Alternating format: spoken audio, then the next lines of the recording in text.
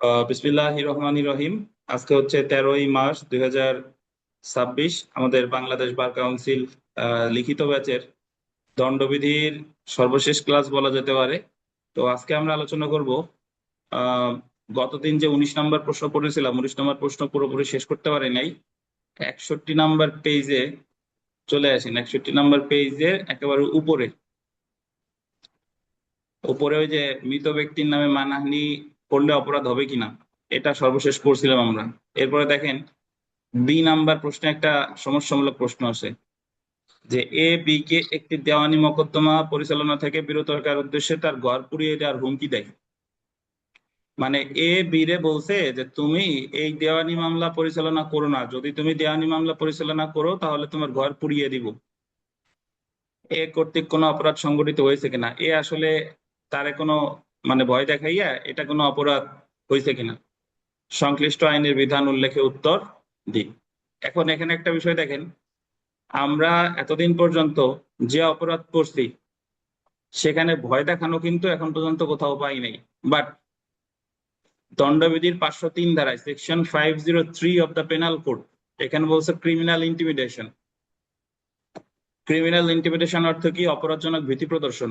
একজন ব্যক্তি যদি আরেকজন ব্যক্তিরে অপরাধমূলক ভয় দেখাইয়া কোনো কাজ করে বা কোনো কাজ করা থেকে কি রাখে, বিরত রাখে, তাহলে এটা 503 ধারায় সংজ্ঞায়িত অপরাধ এবং সে শাস্তি পাবে 506 ধারায়। এখন অপরাধ 503 ধারার বা শাস্তি 506 ধারা। এখন 506 ধারার শাস্তি আবার দুই রকমের। যদি আপনি ছোট কোনো অপরাধের ভয় দেখান তাহলে শাস্তি মাত্র 2 বছর। আর যদি আপনি মৃত্যুদণ্ড, যাবজ্জীবন কারাদণ্ডযোগ্য অপরাধ, তারপরে আপনার 7 বছর বা তার বেশি কারাদণ্ডযোগ্য অপরাধ বা স্ত্রীলোকের সতীত্ব নষ্টের দুর্নামের ভয় দেখান, তাহলে শাস্তি হচ্ছে 7 বছর।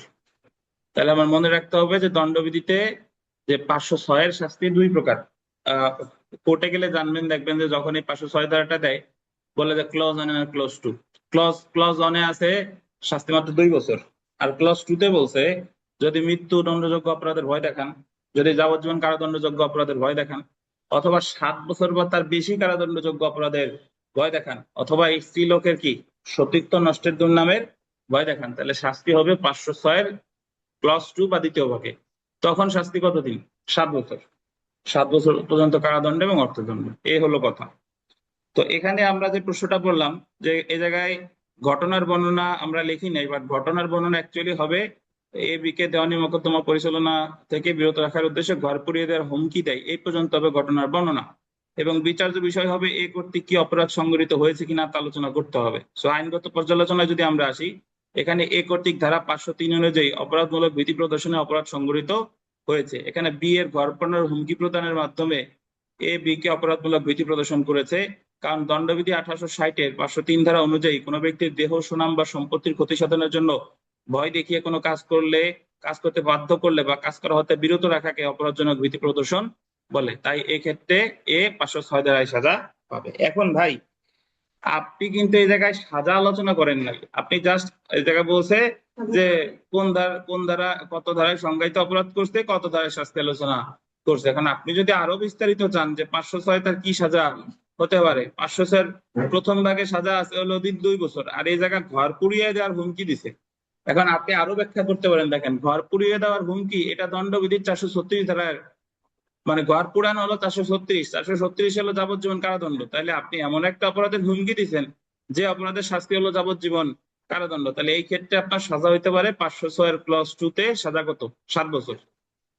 সুতরাং এ দণ্ডবিধির 503 ধারায় উল্লেখিত অপরাধজনক ভীতি প্রদর্শনের দায়ে 506 ধারায় দণ্ডিত হবে। আর এই 506-এ আপনি যদি আরো বিস্তারিত ব্যাখ্যা করেন, চেষ্টা করলে কি করতে পারেন। আমরা চলে আসি 20 নম্বর প্রশ্ন। রথিন সাহেব বের করবেন 61 নম্বর পেজ। আচ্ছা, 20 নম্বর প্রশ্নের 20-এর এ আছে, দেখেন কামাল একজন পুলিশ অফিসার, কবির দস্যুতার সংগঠনের, এই জায়গায় সংগঠন মানে একটা ভুল আছে, সংগঠন ঘট হবে, ঘটনা ঘট।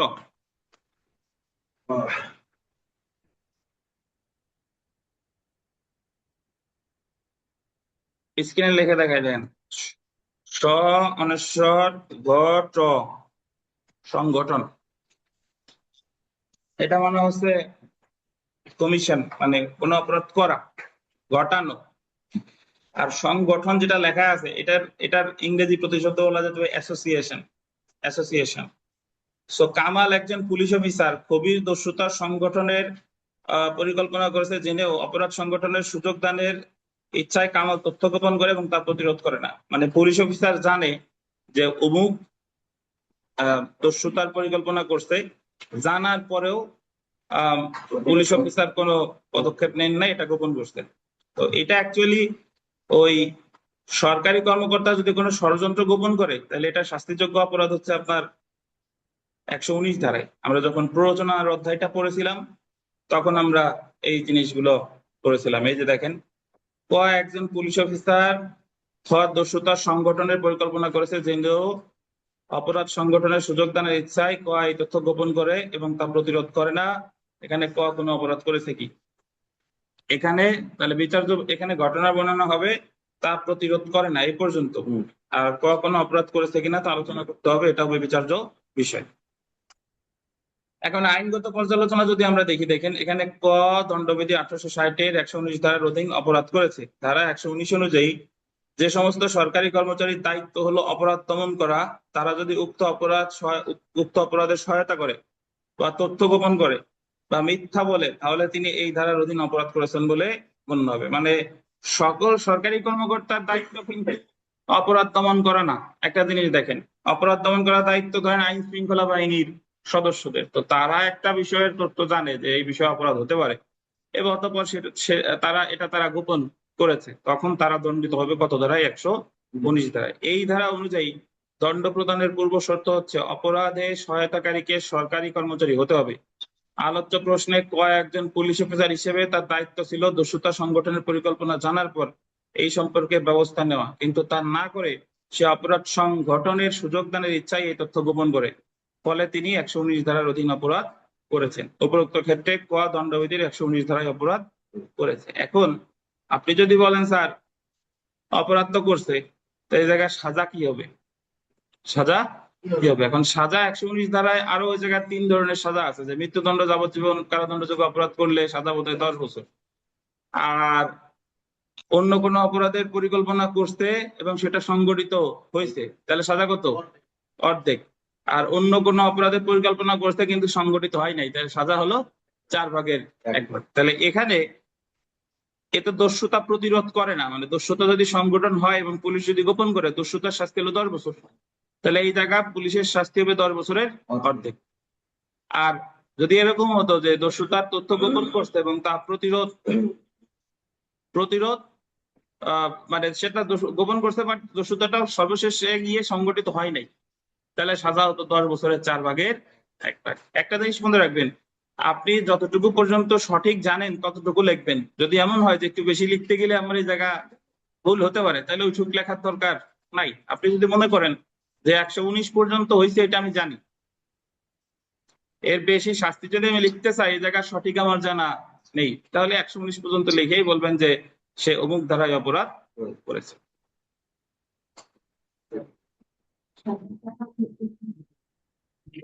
তারপরে দেখেন পরের প্রশ্নটা যাই।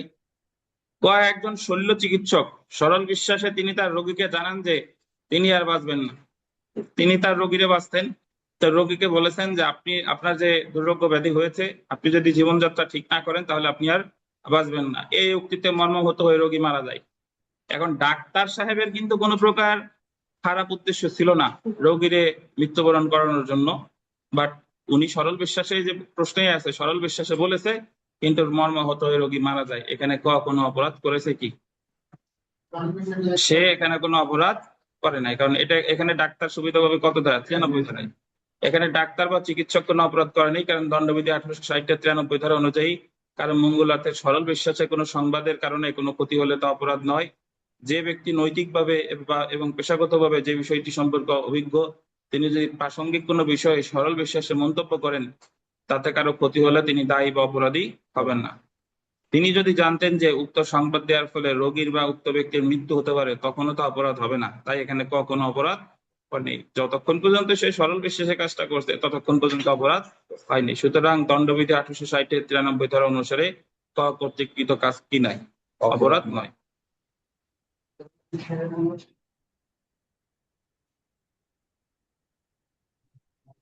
তারপরে দেখেন, এ জেনে শুনে একটি মিথ্যা সার্টিফিকেট স্বাক্ষর ইস্যু করলো, এ কি কোনো অপরাধ করছে কিনা? এটা আগেই পড়ছি 197 ধারা। তো আগে যেহেতু পড়ছি আর না পড়ি। তারপরে দেখেন, তারপরেরটা আমরা একটু পড়ি, যে চুরি করার উদ্দেশ্যে কয়েকটি হাঁসের প্রতি গুলি চললো, উক্ত গুলি লেগে ঝোপের আড়ালে থাকা খয়ের মৃত্যু ঘটলো। ক জানতো না যে খ ঝোপের আড়ালে ছিল, মানে সে গুলি করছিল হাঁস রে, কিন্তু লেগে গেছে ওই পাশে থাকা আর একজন ব্যক্তির। এখন যে গুলি করছে সে জানতো না যে আসলে ঝোপের আড়ালে অমুক ছিল। তো যেহেতু ঝোপের আড়ালে অমুক ছিল, সে জানতো না, তাই এই জায়গায় কোনো কি হয় নাই, অপরাধ হয় নাই। এটাও আমরা পড়ছি নিন্দনীয় হত্যা এবং খুনের অধ্যায়। তো এখানে আর আলোচনা না করলাম। আপনি জাস্ট এখানে বলতে পারেন যে এখানে আহ আপনার যে চুরি করার জন্য গুলি করলো, যেহেতু সে জানতো না যে ঝোপের আড়ালে খ আছে, তো এখানে কোনো অপরাধ হয় নাই, কারণ আর অভিপ্রায় সহ সে গুলি করে নাই। আর এখানে কোনো অপরাধ, ক্ষয়ের কোনো অপরাধ হয়নি, বাট সরি মানে কয়ের কোনো অপরাধ হয়নি। বাট ক যদি জানতো যে ঝোপের আড়ালে অমুক আছে, তার গুলি লাগলেও লাগতে পারে, তখনও তো নিন্দনীয় নরহত্যা। আর যদি ইচ্ছা করে হত্যাটা করতো তখনও তো খুন।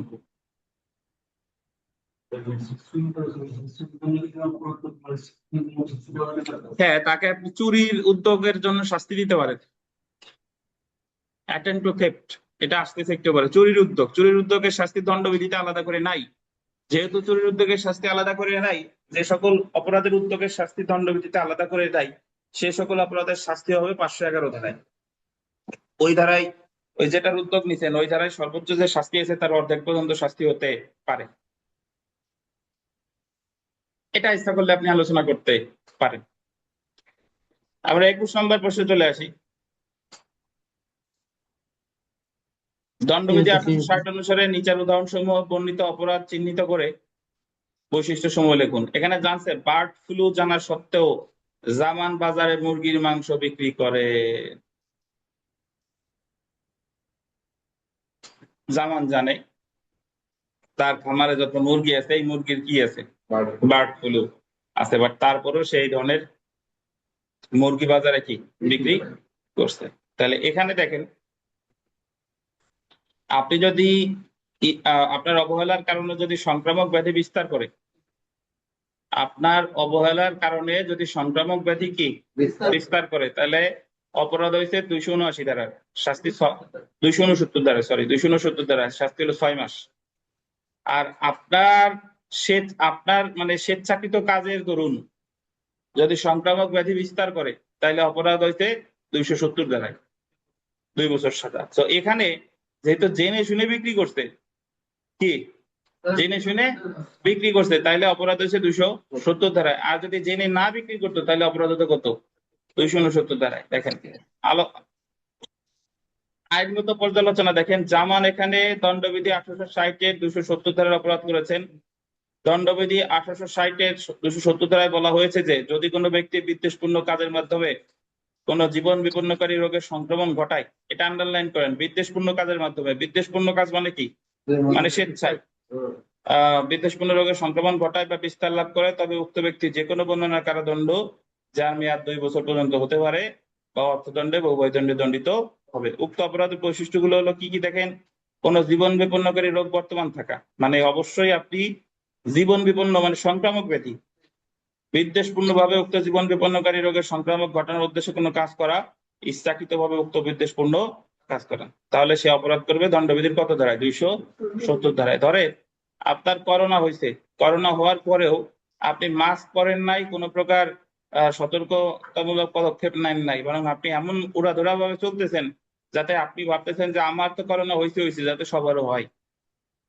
তো এটা আপনি বিদ্বেষ প্রসূত ভাবে করতেছেন, তাহলে এই ক্ষেত্রে আপনার শাস্তি হতে পারে 270 ধারায়। সর্বোচ্চ সাজা কত, 2 বছর পর্যন্ত কারাদণ্ড এবং অর্থদণ্ড বা উভয়।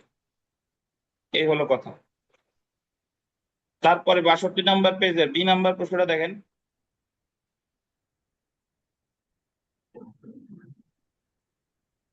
এরপরে দেখেন, আমরা বি নাম্বার প্রশ্নটা পড়ি। বি নাম্বার প্রশ্নে কি আছে দেখেন, জামান নামক পুলিশের আইনসঙ্গত হেফাজতে, জামান একজন কি পুলিশ, তার হেফাজতে জিতু ইয়াকুবকে উদ্ধার করতে গিয়ে জামানকে গুরুতর আহত করেন। মানে জামান হলো পুলিশ অফিসার, জামানের হেফাজতে আছে ইয়াকুব, তো ইয়াকুবরে উদ্ধার করতে গিয়ে জিতু জামানরে কি করছে, পুলিশে আহত করছে। মানে পুলিশে মারধর করে আসামি ছিনতাই করছে, আসামি নিয়ে গেছে, পুলিশে মারধর করে আসামি কি নিয়ে গেছে। এখন আসামি তো অ্যাকচুয়ালি ছিনতাই করা যায় না, এগুলো সিনেমার ভাষা। স্বামী স্বামী ছিনতাই সিনেমার নাম, আসামি ছিনতাই সিনেমার নাম। তো এগুলো তো আসামি ছিনতাই করা যায় না, ছিনতাই করা যায় কি সম্পদ। বাট এই জায়গায় এই ছিনতাই বলতে বোঝানো হয়েছে মানে তার কাছ থেকে জোরপূর্বক নিয়ে গেছে। তাহলে এক্ষেত্রে আসলে কি অপরাধ হয়েছে এবং সাজা কি? এখন একটা জিনিস শুনেন, এই রুপি চৌধুরী, আপনি বোধহয় আছেন এখানে। আপনি একদিন প্রশ্ন করছিলেন যে স্যার, যখন ওইটা আমরা পড়তেছিলাম, যে দণ্ডবিধি 232 আর 233, 232-এ আছে সরকারি কর্মকর্তাকে তার দায়িত্ব থেকে বিরত রাখার উদ্দেশ্যে যদি কেউ স্বেচ্ছায় আঘাত করে তাহলে শাস্তি 3 বছর, 232। আর 233-এ বলছে সরকারি কর্মকর্তাকে তার দায়িত্ব থেকে বিরত রাখার উদ্দেশ্যে যদি কেউ স্বেচ্ছায় গুরুতর আঘাত করে তাহলে শাস্তি 10 বছর। মানে সরকারি কর্মকর্তারে বিরত রাখার উদ্দেশ্যে স্বেচ্ছায় আঘাত করছে 232, স্বেচ্ছায় গুরুতর আঘাত করছে কত, 233। সরি, 332, আমি ভুল বলতেছি, 332 আর 333। জি।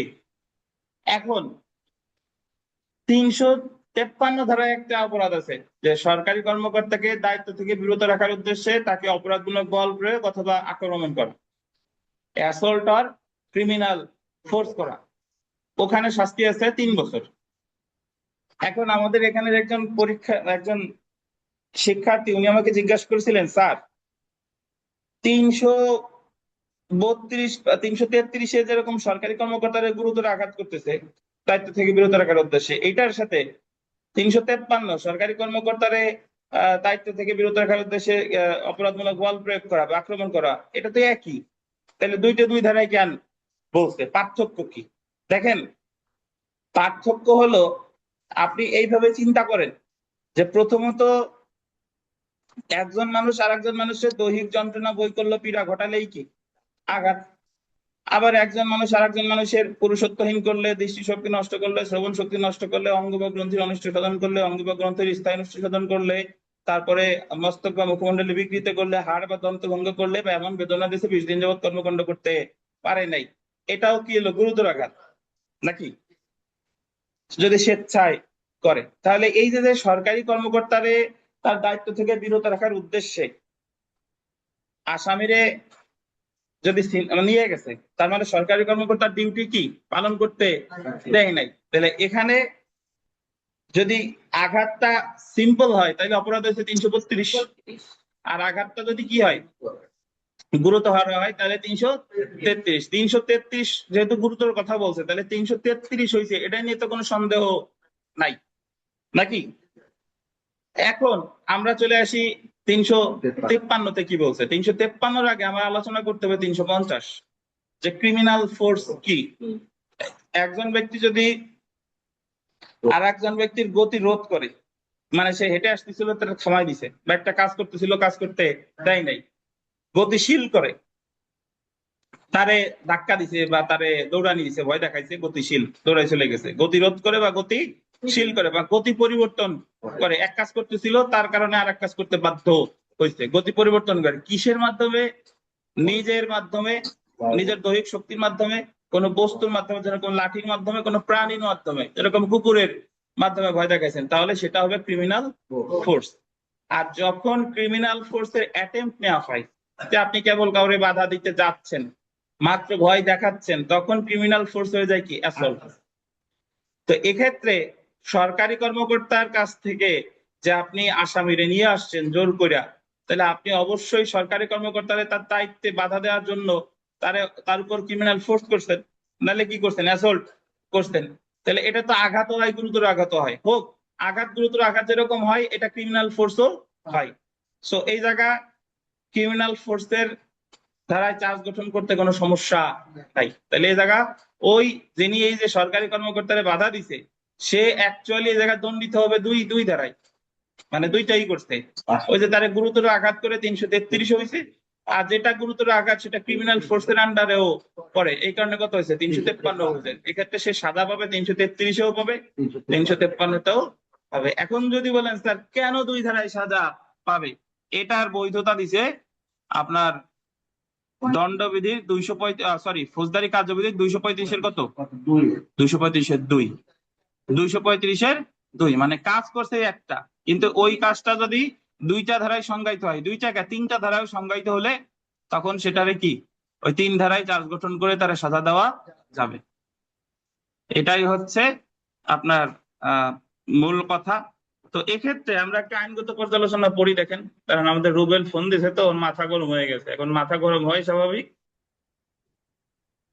আচ্ছা, তাহলে এখানে অপরাধ হয়েছে দুইটা, যদিও এই প্রশ্নে আমরা উত্তর লিখছি শুধুমাত্র 333, বাট এখানে দেখেন আইনগত পর্যালোচনাটা পড়ি। এখানে জিতু কর্তৃক পেনাল কোডের অধীনে দুইটি অপরাধ সংঘটিত হয়েছে, যথাক্রমে বৈধ হেফাজতে উদ্ধারের জন্য 225 ধারায়। ওই যে 225 ধারা আলাদা একটা অপরাধ, 225 ধারায় বলছে কি যে যদি আপনি বৈধ হেফাজত হতে কারো নিয়ে যান, তাহলে সেটা অপরাধ হবে কত, 225। তাহলে পুলিশ হলো বৈধ হেফাজত, পুলিশের কাছ থেকে নিয়ে আসছেন, হবে কত, 225। আর সরকারি কর্মকর্তাকে দায়িত্ব পালনে বিরত রাখতে স্বেচ্ছায় গুরুতর আঘাত বা জখম করার জন্য 333 ধারায় অপরাধ করছে। সো আপনি এখানে অ্যাকচুয়ালি 333-এর সাথে সাথে আরো একটা ধারা কিন্তু লিখতে পারেন, সেটা কত, 353 ধারা। দণ্ডবিধি 1860-এর 225 ধারায় বলা হয়েছে যে কোন ব্যক্তি যদি অপর কোন ব্যক্তিকে আইনসঙ্গত ভাবে হেফাজত হতে উদ্ধার করে বা উদ্ধারের বানানটা ভুল, উদ্ধারের চেষ্টা করে, তবে উক্ত ব্যক্তি যে কোনো বর্ণনা 2 বছর কারাদণ্ড বা অর্থদণ্ডে উভয় দণ্ডে দণ্ডিত হবে। তাহলে 225-এর বৈশিষ্ট্য হলো কোন ব্যক্তি আইনসঙ্গত হেফাজত হবে, আইনসঙ্গত হেফাজত মানে পুলিশের কাছে, এবং উক্ত হেফাজত হতে কি করা হবে, উদ্ধারের চেষ্টা করা হবে বা উদ্ধার করা হবে। অপরদিকে 1860-এর 333 ধারায় বলা হয়েছে যে সরকারি কর্মচারী দায়িত্ব পালনে বাধা দানের জন্য স্বেচ্ছায় গুরুতর আঘাতের শাস্তি হলো যে কোনো বর্ণনার শাস্তি কত, 10 বছর এবং অর্থদণ্ড। এবং এর বৈশিষ্ট্য হলো অভিযুক্ত ব্যক্তি সরকারি কর্মচারীকে জখম করবে, উক্ত জখম করা হবে কি স্বেচ্ছায়, সরকারি কর্মচারীর অফিসিয়াল দায়িত্ব পালনে উক্ত জখম করা হবে।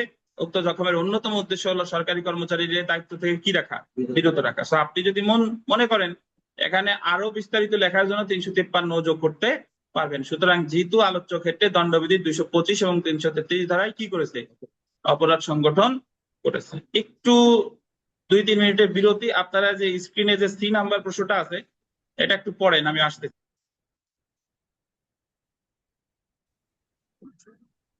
আমরা পরের প্রশ্নটা দেখি।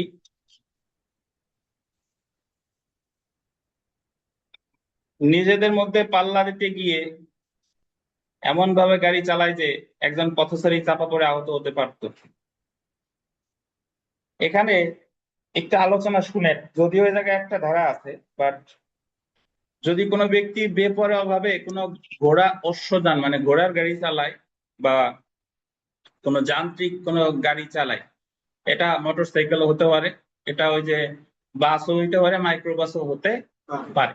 এই সে যদি শুধু বেপরোয়া ভাবে চালায় এবং তার এই বেপরোয়া ভাবে চালানোর জন্য কেউ আহত নিহত হতে পারতো, বাট অ্যাকচুয়ালি আহত নিহত হয় নাই, তাহলে শুধু এতটুকুই অপরাধ, দণ্ডবিধি 279 ধারায়। আগে আমার কথা শুনেন, তাহলে বেপরোয়া ভাবে গাড়ি চালাইছে, কেউ আহত নিহত হতে পারতো কিন্তু কেউ আহত নিহত হয় নাই, তাহলে শাস্তি কততে, 279, 3 বছর বা অর্থদণ্ড 5,000 টাকা পর্যন্ত, 1 থেকে 5,000, হ্যাঁ, বা উভয়। এখন মাঝে মাঝে আমরা ফেসবুকের কল্যাণে বা ইউটিউবের কল্যাণে মাঝে মাঝে দেখবেন একটা বাস একেবারে এলোমেলো সাপের মতো করে চালাই যাচ্ছে, বা একটা বাইক চালানো সবচেয়ে বেশি চালায়, বাস তো চালায় হাইওয়েতে, বাইক আছে সাপড়ি বাইকার, বা ওরা এমন ভাবে চালায় যে কেউ আহত নিহত হয় নাই কিন্তু হতে পারত। তাহলে ওই বাস বা ওই বাইকার, তারা ওই বাসের ড্রাইভার বা ওই বাইকার দণ্ডিত হবে 279 ধারায়। কারো আহত নিহত কিন্তু করে নাই, জাস্ট বেপরোয়া ভাবে চালাইলেই 279, 3 বছর পর্যন্ত কারাদণ্ড বা অর্থদণ্ড 1,000, সর্বোচ্চ কত, 5,000 এবং উভয়। বুঝছেন? এখন 304-এর খ, 304-এর খ এখানে বলছে যে যদি আপনি এমন বেপরোয়া ভাবে গাড়ি চালাইছেন বা ঘোড়ার গাড়ি চালাইছেন যে আপনার কারণে একজন নিহত হয়েছে, একজন কি নিহত হয়েছে, এবং যেটা নিন্দনীয় নরহত্যা নয়। যদি আপনি ইচ্ছাকৃত মেরে থাকেন তাহলে আবার নিন্দনীয় নরহত্যা বা খুনও হতে পারে। এটা হলো আপনি বেপরোয়াভাবে চালাইছেন এবং আপনার ওই বেপরোয়াভাবে চালানোর কারণে একজন কি নিহত হয়েছে, তখন এটা হবে আপনার 304-এর খতে অপরাধ, শাস্তি হচ্ছে 3 বছর। শাস্তি 3 বছর বা অর্থদণ্ড বা উভয়। তাহলে এখানে একটা রাকিবুল সাহেব, এখানে একটা বিষয় দেখেন যে শুধু বেপরোয়াভাবে চালাইছে তাতেও 3 বছর, আবার বেপরোয়াভাবে চালায় কাউরে নিহত করছে তাতেও কত 3 বছর। এখন আপনার কাছে মনে হইতে পারে যে দুইটার তাহলে তো নিহত করানোই ভালো, নিহত করানোই ভালো। তাহলে সেক্ষেত্রে পার্থক্য আছে, যে শুধু বেপরোয়াভাবে চালাইছে কারো আহত নিহত করে না, ওই জায়গায় জরিমানাটা ফিক্সড 1 থেকে 5,000।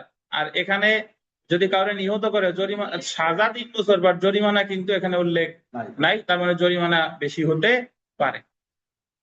আচ্ছা, এবার আর একটা প্রেক্ষাপট মনে করেন, বেপরোয়াভাবে চালাইছে এবং এই বেপরোয়াভাবে চালানোর কারণে কেউ নিহত হয় নাই কিন্তু আহত হয়েছে, নিহত হয় নাই কিন্তু কি হয়েছে আহত হয়েছে, তাহলে সেটা অপরাধ হলো 338 ক। 338 ক, এই ক্ষেত্রেও শাস্তি 2 বছর। এই ক্ষেত্রে শাস্তি 2 বছর বা অর্থদণ্ড বা উভয়। এখন আপনার কাছে অদ্ভুত লাগতে পারে যে শুধু বেপরোয়াভাবে চালালাম 279-তে 3 বছর, আর বেপরোয়াভাবে চালাইয়া কাউরে যে হাত ভেঙে ফেললাম বা পার উপর দিয়ে গাড়ি তুলে দিলাম তাহলে শাস্তি 2 বছর। তাহলে আহত করাই তো ভালো। এখন আহত হইলেও ওই জায়গা শুধু বেপরোয়াভাবে চালাইছে 279-তে জরিমানা ফিক্সড, কিন্তু 339 পথে যে বেপরোয়াভাবে চালাইয়া কাউরে যে গুরুতর আহত করছে এটা কিন্তু ফিক্সড না, এই জায়গার জরিমানাটা কি আনলিমিটেড। এ হলো পার্থক্য। তাহলে বেপরোয়াভাবে গাড়ি চালানোর দণ্ডবিধিতে মোট 3টা ধারা আছে। বেপরোয়াভাবে শুধু গাড়ি চালাইছে, কেউ আহত নিহত হয় নাই 279। বেপরোয়াভাবে গাড়ি চালিয়ে কেউ নিহত হয়েছে 304-এর খ। বেপরোয়াভাবে গাড়ি চালিয়ে কেউ আহত হয়েছে 338 ক। বুঝছেন? এখন কথা হলো যে যদি কেউ বেপরোয়াভাবে গাড়ি চালিয়ে ইচ্ছাকৃতভাবে কারো চাপা দিছে, ইচ্ছাকৃতভাবে কাউরে হত্যা করছে, মানে গাড়ি চাপা দিছে ইচ্ছা করে, সেটা কিন্তু আবার এই 304-এর খতে পড়বে না, সেটা কিন্তু এই অপরাধী হবে, কখনো নিন্দনীয় নরহত্যা বা কখনো খুন। 304-এর কথা ছিল মানে আপনি অবহেলার কারণে কারো মৃত্যু ঘটাইছেন, ওই যে ডাক্তারটা দেখেন। হ্যাঁ, এখানে দেখেন আইনগত পর্যালোচনা, এখানে দণ্ডবিধি 279 ধারায় অপরাধ সংঘটিত হয়েছে। ওই যে সে যে শুধু বেপরোয়াভাবে গাড়ি চালাইছে, সো পথচারী চাপা আহত হতে পারতো, পথচারী আহত হতে পারতো কিন্তু আহত কি হয় নাই। 279 ধারায় অপরাধ সংঘটিত হয়েছে। দণ্ডবিধি 1860-এর 279 ধারায় বলা হয়েছে যে যদি কোনো ব্যক্তি কোনো রাজপথে এমন বেপরোয়াভাবে বা তাচ্ছিল্যের সাথে কোনো গাড়ি বা যান চালায় বা অশ্বারোহণ করে যাতে মানুষের জীবন বিপন্ন হতে পারে বা অন্য কোনো ব্যক্তিকে আহত বা জখম করার সম্ভাবনা থাকে, তবে উক্ত ব্যক্তি যে কোনো বর্ণনা কারাদণ্ড যার মেয়াদ 3 বছর পর্যন্ত হতে পারে বা অর্থদণ্ড যার পরিমাণ ন্যূনতম 1,000 এবং সর্বোচ্চ কত 5,000 টাকা পর্যন্ত হতে পারে বা উভয়ের দণ্ডিত হবে। সুতরাং 279 ধারার বৈশিষ্ট্য হলো জনপথে কোনো যান বা অশ্ব চালানো, উক্ত যান বা অশ্ব বেপরোয়াভাবে বা তাচ্ছিল্যের সাথে চালানো, উক্ত যান বা অশ্বারোহণের ফলে জনজীবন বিপন্ন বা আহত হওয়ার কি থাকে আশঙ্কা থাকে। এ হলো কথা। তো তারপরে আমরা চলে এসি ঘটনার বর্ণনা ডিতে।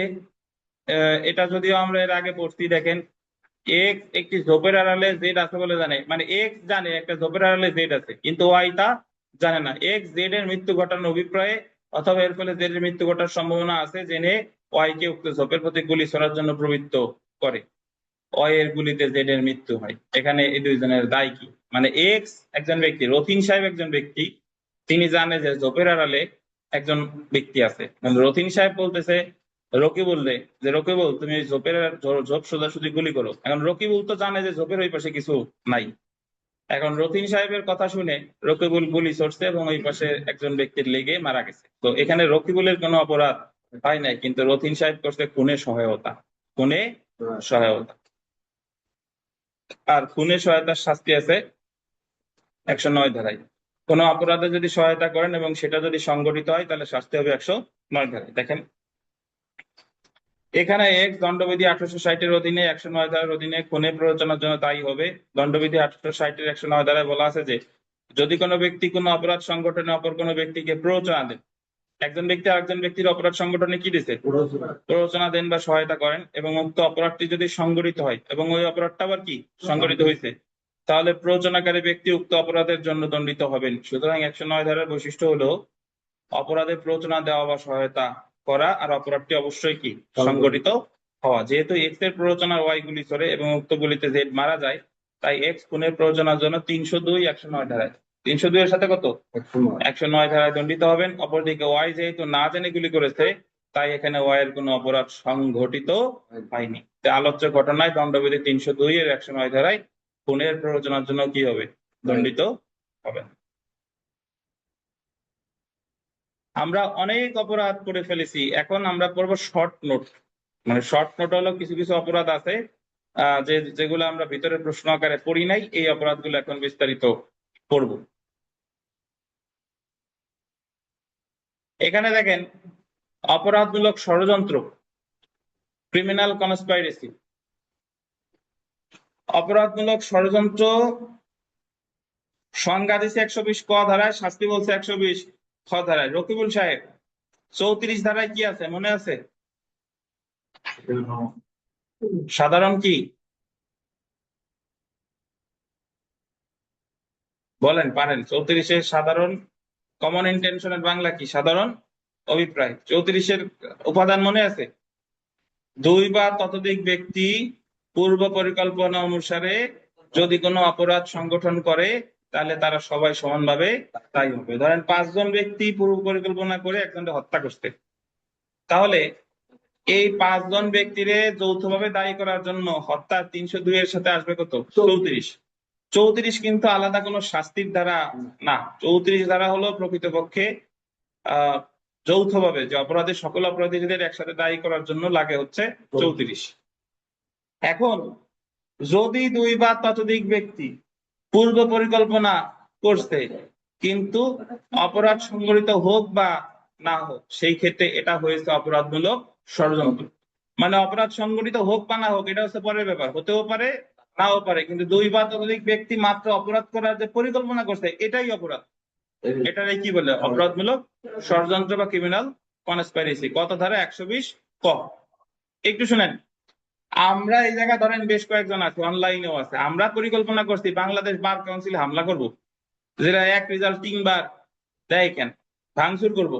তাহলে এই যে আমরা জাস্ট একমত হয়েছি, পরিকল্পনা করছি যে অমুক দিন ভাঙচুর করব, আমরা যে জাস্ট একমত হয়েছি, এটাই একটা কি অপরাধ, এবং এটার বলে অপরাধমূলক ষড়যন্ত্র। বুঝছেন রকিবুল সাহেব? তাহলে এখানে বলছে যদি দুই বা ততোধিক ব্যক্তি অবৈধ কোনো কাজ করার জন্য সম্মত হয়, বা দুই বা ততোধিক ব্যক্তি বৈধ কোনো কাজ অবৈধ উপায় করার জন্য সম্মত হয়, তাহলে তারা অপরাধমূলক ষড়যন্ত্র করেছে বলে গণ্য হবে। এখন এখানে একটা সূক্ষ্ম পার্থক্য আছে, শুনেন। বলছে যে দুই বা ততোধিক ব্যক্তি একটা অবৈধ কাজ করার জন্য সম্মত হয়, মানে যে কাজটা শুরু থেকেই কি অবৈধ। আর একটা হলো দুই বা ততোধিক ব্যক্তি বৈধ কাজ অবৈধ উপায় করার জন্য সম্মত হয়। আর একটা হলো বৈধ কাজ, কাজটা বৈধ বাট আমি করতে যাচ্ছি কিভাবে অবৈধ। দুইটা জিনিস, একটা হলো শুরুতেই যে কাজটা অবৈধ এটা করার জন্য আমরা একমত হয়েছি, আর একটা হলো একটা বৈধ কাজ আমরা অবৈধ উপায় করার জন্য একমত হয়েছি। কিভাবে? অবৈধ কাজ হলো যে বাংলাদেশ বার কাউন্সিল ভাঙচুর করা, এটা শুরু থেকেই কি অবৈধ। আর বৈধ কাজ হলো যে আমরা বাংলাদেশ বার কাউন্সিলে পাশ করব, কিন্তু সচিব সাহেব কিডন্যাপ করে পাশ করব। পাশ করাটা কি বৈধ কাজ, কিন্তু করতে যাচ্ছি কিভাবে অবৈধভাবে। দুইটার পার্থক্য বুঝেন। এখন এই দুইটার ক্ষেত্রে আপনি যখন শুরুতেই যেটা অবৈধ এটার জন্য যখন পরিকল্পনা করবেন, পরিকল্পনা করার সাথে সাথেই এটা অপরাধ। আর যেটা বৈধ, অবৈধ উপায় করতে যাচ্ছেন, এটা পরিকল্পনা করলেই অপরাধ হবে না, বরং ওই উদ্দেশ্যে কিছু কাজ করা লাগবে। কিরকম? যে আমরা বাংলাদেশ বার কাউন্সিল ভাঙচুর করতে চাইছি, দুই বা ততোধিক ব্যক্তি এই জায়গায় বসে জাস্ট একমত হয়েছি, এটাই অপরাধ। কিন্তু এই জন্য ভাঙচুর করার জন্য লাঠি সেটা নিয়ে বার কাউন্সিল ভবনের সামনে যাওয়ার দরকার নাই, কারণ এই কাজটা শুরু থেকেই কি অপরাধ। কিন্তু যদি এরকম হতো যে আমরা পাশ করতে চাই, সচিব সাহেবরে কি করে অপহরণ করে এই পরিকল্পনাটা করলাম, এখন এই পরিকল্পনা এই করা পর্যন্ত কোনো অপরাধ হয় নাই। যদি আমরা সচিবরে অপহরণ করার জন্য প্রাথমিক যে পদক্ষেপ সেটা গ্রহণ করছি, রকিবুল সাহেবরে দড়ি টড়ি নিয়ে পাঠাই দিছি, বা আমরা ঢাকার উদ্দেশ্যে রওনা হয়েছি, কিছু কাজ করছি, তখন অপরাধ হবে। কিন্তু একেবারেই কিছু না করে যদি ঘরে বসে থাকি, তখন আবার সেটা ক্রিমিনাল কনস্পাইরেসি কি হবে না।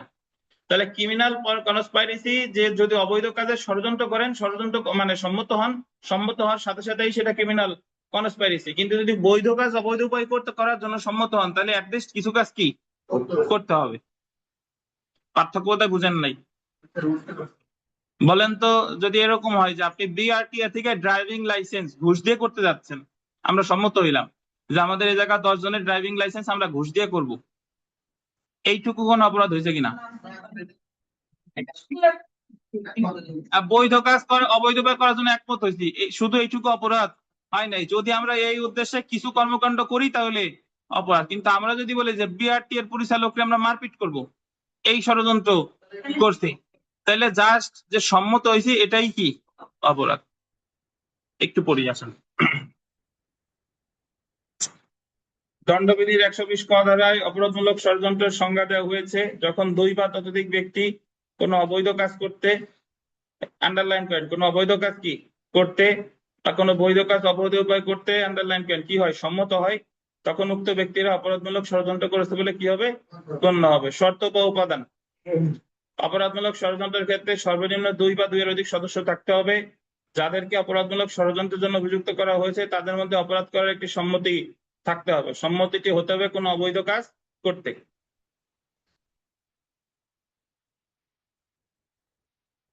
কোনো অবৈধ কাজ হতে, কোনো বৈধ কাজ অবৈধ উপায়ে করতে, অর্থাৎ 2 ভাবে অপরাধমূলক ষড়যন্ত্র করা যায়। আর 4 নাম্বার পয়েন্টটা এখানে অ্যাকচুয়ালি পরে হয়ে গেছে। তা দেখেন, সম্মতি অনুযায়ী অপরাধটি সংগঠিত হয়েছে কি হয় নাই সেটা বিবেচ্য বিষয় না। সম্মতি অনুযায়ী অপরাধ সংগঠিত না হলে অপরাধমূলক ষড়যন্ত্রের জন্য কি হবে দণ্ডিত হবে। তো এখানে যে ব্যাখ্যাটা দেয় নাই, যদি অবৈধ কাজ করার জন্য ষড়যন্ত্র করেন তাহলে শুধু সম্মত হইলেই অপরাধ, আর যদি বৈধ কাজ অবৈধ উপায় করার জন্য একমত হন তাহলে অবশ্যই ওই অনুসারে কি করতে হবে, কিছু কাজ করতে হবে। তাহলে অপরাধমূলক ষড়যন্ত্রের সংজ্ঞা দিচ্ছে 120 ক-তে, অপরাধমূলক ষড়যন্ত্রের শাস্তি বলছে 120 খ-তে। দেখেন, দণ্ডবিধির 120 খ অনুসারে মৃত্যুদণ্ড বা লেখেন, কমা আছে, মৃত্যুদণ্ডের পর বা লেখেন, মৃত্যুদণ্ড বা যাবজ্জীবন কারাদণ্ড বা 2 বা ততোধিক বছর সশ্রম কারাদণ্ডে দণ্ডিত কোনো অপরাধ করার ষড়যন্ত্রের সদস্য হলে সে অপরাধে প্ররোচনাকারী হিসেবে দণ্ডিত হবে যদি উক্ত অপরাধ সমূহ ষড়যন্ত্র করার জন্য কোনো সুনির্দিষ্ট শাস্তির বিধান না থাকে। অর্থাৎ এক্ষেত্রে প্ররোচনার শাস্তি যেভাবে নির্ধারিত হয় একইভাবে অপরাধমূলক ষড়যন্ত্রের শাস্তিও নির্ধারিত হবে। অর্থাৎ আপনি যদি কাউরে খুন করার ষড়যন্ত্র করেন বা যাবজ্জীবন কারাদণ্ডযোগ্য অপরাধের ষড়যন্ত্র করেন বা 2 বছর বা তার বেশি কারাদণ্ডযোগ্য অপরাধের ষড়যন্ত্র করেন, যে ষড়যন্ত্রের সাজা আলাদা করে দণ্ডবিধিতে নেই, তাহলে আপনি শাস্তি পাবেন অপরাধমূলক ষড়যন্ত্রের শাস্তিই পাবেন, বাট এটা নির্ধারিত হবে কিভাবে, প্ররোচনার শাস্তি যেভাবে হয় 109 থেকে 120, প্ররোচনার শাস্তি যেভাবে হয় সেইভাবে। উপরের লিখিত ক্ষেত্র বাদে অন্যান্য ক্ষেত্রে অপরাধমূলক ষড়যন্ত্রের সদস্য বা কোনো ব্যক্তি 6 মাস পর্যন্ত যে কোনো বর্ণনার কারাদণ্ড, অর্থদণ্ড বা উভয়দণ্ডে দণ্ডিত হবে। অর্থাৎ আপনি মৃত্যুদণ্ড ষড়যন্ত্র করেন নাই, যাবজ্জীবন কারাদণ্ডের ষড়যন্ত্র করেন নাই, 2 বছর বা তার বেশি কারাদণ্ডযোগ্য অপরাধের ষড়যন্ত্র করেন নাই, আপনি এমন অপরাধের ষড়যন্ত্র করছেন যেটার শাস্তি 2 বছরের কম, তাহলে আপনার সর্বোচ্চ সাজা হতে পারে কত, 6 মাস, সর্বোচ্চ সাজা 6 মাস। তাহলে ক্রিমিনাল কনস্পাইরেসির সংজ্ঞা দিছে কত, 120 ক, আর শাস্তি বলছে 120 খ। এ বুঝেন নাই কে, প্রশ্ন করেন না বুঝলে।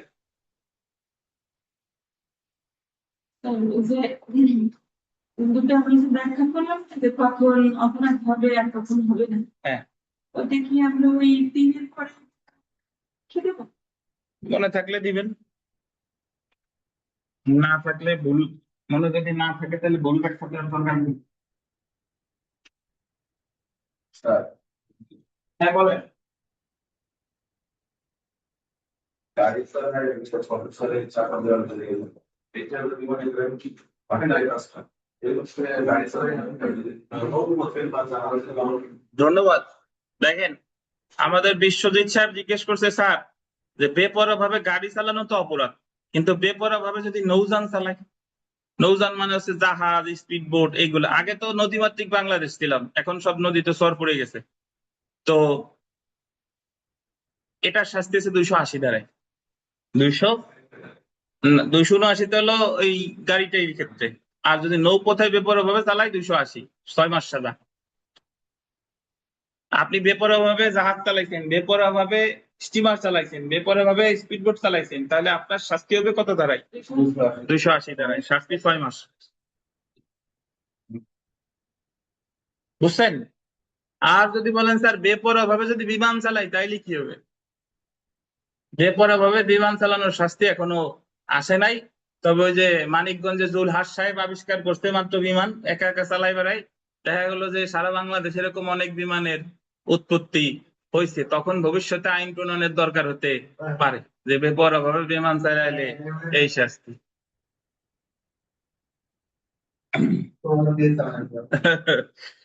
আচ্ছা,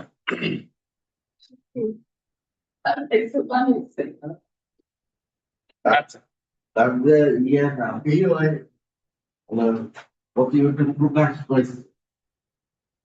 আচ্ছা, বেআইনি সমাবেশ বা আনলফুল অ্যাসেম্বলি, তার কোনো প্রতিভা নাই। আপনি যদি মনে করেন যে সে একটা বিমান বানাইছে, প্রতিভা, কিছু কিছু জিনিস আছে এই জিনিসগুলো অন্যরা ইচ্ছা করলে বানাইতে পারে। বিমান ধরেন ও তো নিজে বানাইছে, এখন বিমান তো ইচ্ছা করলে যারা ভার্সিটিতে যারা আছে বুয়েট টুয়েট যারা আছে তারাও বানাইতে পারে, কিন্তু এই জিনিস বানাইতে লাভ নাই, কারণ এই জিনিস তো অলরেডি পৃথিবীতে আছে, কিন্তু সে তো জানে না, এই কারণে এই জিনিস বানাইছে। তো যাই হোক, এগুলা অনেক বড় আলোচনা।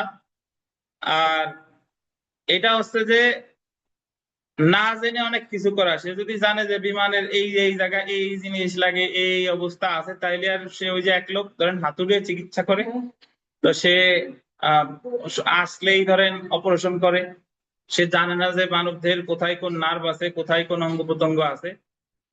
যখন তাকে বোঝানো হইলো যে তুমি এই জায়গা যদি এই কাজ করো তাহলে ওই নার্ভটা কেটে গেলে তার এই সমস্যা হতে পারে, সবকিছু বোঝার পরে আর সে অপারেশন করতে পারে না। তো ব্যাপারটা অনেকটা এরকম। আসেন দেখেন তো, বেআইনি সমাবেশ বা আনলফুল অ্যাসেম্বলি, দণ্ডবিধির 141 ধারায় বেআইনি সমাবেশকে সংজ্ঞায়িত করা হয়েছে। 5 বা 5-এর অধিক ব্যক্তির সমাবেশ বেআইনি সমাবেশ নামে পরিচিত যদি তাদের মধ্যে 141 ধারায় কোনো সাধারণ উদ্দেশ্য থাকে। এটা আমরা একটু মনে রাখবেন, পরীক্ষায় প্রশ্ন আসে যে বেআইনি সমাবেশ মানে একটা সমাবেশ কখন বেআইনি সমাবেশে পরিণত হয়। উত্তর খুব সহজ। প্রথমত আমার জানতে হবে যে বেআইনি সমাবেশ কি। 5 বা ততোধিক ব্যক্তি যদি এক জায়গায় একত্রিত হইয়া কোন বেআইনি কাজ করে তখনই সেটার বলে কি বেআইনি সমাবেশ। 5 বা ততোধিক ব্যক্তি এক জায়গায় হইয়া, আমরা সরকারি কর্মকর্তারে কাজ করতে দিচ্ছি না, কি বেআইনি সমাবেশ। 5 বা ততোধিক ব্যক্তি এক জায়গায় হইয়া আমরা কোনো ব্যক্তিরে বেদখল করছি, বেআইনি সমাবেশ। 5 বা ততোধিক ব্যক্তি এক জায়গায় হইয়া কাউরে ভয় দেখাইছি, কি বেআইনি সমাবেশ। তো এই বেআইনি সমাবেশের সংজ্ঞা বলছে 141 ধারায়, এবং 141 ধারায় 5টা সাধারণ উদ্দেশ্য আছে। মানুষও 5 জন, উদ্দেশ্যও 5টা। কয়টা? 5টা। তাহলে এই 5 বা ততোধিক ব্যক্তি মানে সর্বনিম্ন 5 জন, সর্বোচ্চ তো বেশি হতে পারে। 5 বা ততোধিক ব্যক্তি 141 ধারায় 5টা উদ্দেশ্য আছে, এই উদ্দেশ্যের যে কোনো একটা যদি করে তখন সেটা হয়ে যাবে কি বেআইনি সমাবেশ। এই যে দেখেন, বেআইনি সমাবেশ সংগঠিত হতে হলে নিম্নলিখিত শর্তসমূহ পূরণ করতে হবে। সর্বনিম্ন 5 বা 5-এর অধিক সদস্য থাকতে হবে। সমাবেশের উদ্দেশ্য অবশ্যই দণ্ডবিধির 141 ধারায় উল্লেখিত সাধারণ উদ্দেশ্য সমূহের মধ্যে যে কোনো একটি হতে হবে। 141 ধারা অনুযায়ী সাধারণ উদ্দেশ্য সমূহ হলো কি কি দেখেন, বল প্রয়োগ করে সরকার বা সরকারি কর্মকর্তাকে ভীত করতে কোনো কাজ, মানে 5 বা ততোধিক ব্যক্তি এক জায়গায় হইয়া যদি আপনি কারে ভয় দেখাইছেন, সরকারি কর্মকর্তাকে। তারপরে আইন বা আইনি প্রক্রিয়া বলবৎ করে বাধা দেওয়া। 5 বা ততোধিক ব্যক্তি এক জায়গায় হয়ে কার আইনগত প্রক্রিয়া বলবৎ করে কি দিচ্ছেন, বাধা দিচ্ছেন। ক্ষতি বা কোনো অপরাধমূলক অনধিকার প্রবেশ বা অন্যান্য অপরাধ সংগঠন করা। ক্ষতি করা, কারো ক্ষতি করা। ক্ষতি করা মানে হলো ধরেন আমরা ক্ষতি পড়ি নাই, বাট ক্ষতি হলো যে কারো সম্পত্তি নষ্ট করা। 5 বা ততোধিক ব্যক্তি এক জায়গায় হয়ে কারো ঘর পুড়াই দিচ্ছেন। 5 বা অনধিকার প্রবেশ হলো 5 বা ততোধিক ব্যক্তি কারো জমিতে বা বাড়িতে প্রবেশ করছেন তার অনুমতি ছাড়া, বা অন্য যে কোনো অপরাধ করলে সেটাও কি হবে বেআইনি সমাবেশ। তারপরে দেখেন সম্পত্তির বলপূর্বক গ্রহণ। বলপূর্বক গ্রহণ মানে হলো এলাকার লোকজন আইসা রকিবুল সাহেবের বেদখল করছে। সবশেষে দেখেন অপরাধমূলক বল প্রয়োগ করে যে ব্যক্তি যে কাজ করতে বাধ্য না, কোনো ব্যক্তি যে কাজ করতে বাধ্য না তারা সেই কাজ করতে বাধ্য করা, আর যে যে কাজ করতে বাধ্য তারা সেই কাজ করা হতে কি রাখা, বিরত রাখা। সহজ কথায় বললে যে 5 বা ততোধিক ব্যক্তি একত্রিত হইয়া যদি কোনো বেআইনি কাজ করে তাকেই বলে বেআইনি সমাবেশ। ওই জায়গায় অ্যাকচুয়ালি বেআইনি সমাবেশের উদ্দেশ্য আছে 141 ধারা কয়টা, 5টা। তো 5 বা ততোধিক ব্যক্তি যদি একত্রিত হয়ে উপর উল্লেখিত যে কোনো একটি সাধারণ উদ্দেশ্য অনুযায়ী কার্য সম্পাদন করে তবে উক্ত সমাবেশকে বেআইনি সমাবেশ বলে। এখন আমরা চলে আসি বেআইনি সমাবেশের শাস্তি। দেখেন সংজ্ঞা দিছে কততে, 141। বেআইনি সমাবেশের শাস্তি 143 ধারায় বলা হয়েছে যে বেআইনি সমাবেশের কোন সদস্য যে কোনো বর্ণনা কারাদণ্ড যার মেয়াদ 6 মাস পর্যন্ত হতে পারে, অর্থদণ্ড বা উভয়। পাশে একটু লেখেন আপোষ যোগ্য, মানে 2025 সালের সংশোধনীতে এই ধারার শাস্তি মাত্র 6 মাস, কিন্তু এখন করা হয়েছে কি আপোষ যোগ্য, আগে ছিল আপোষ অযোগ্য।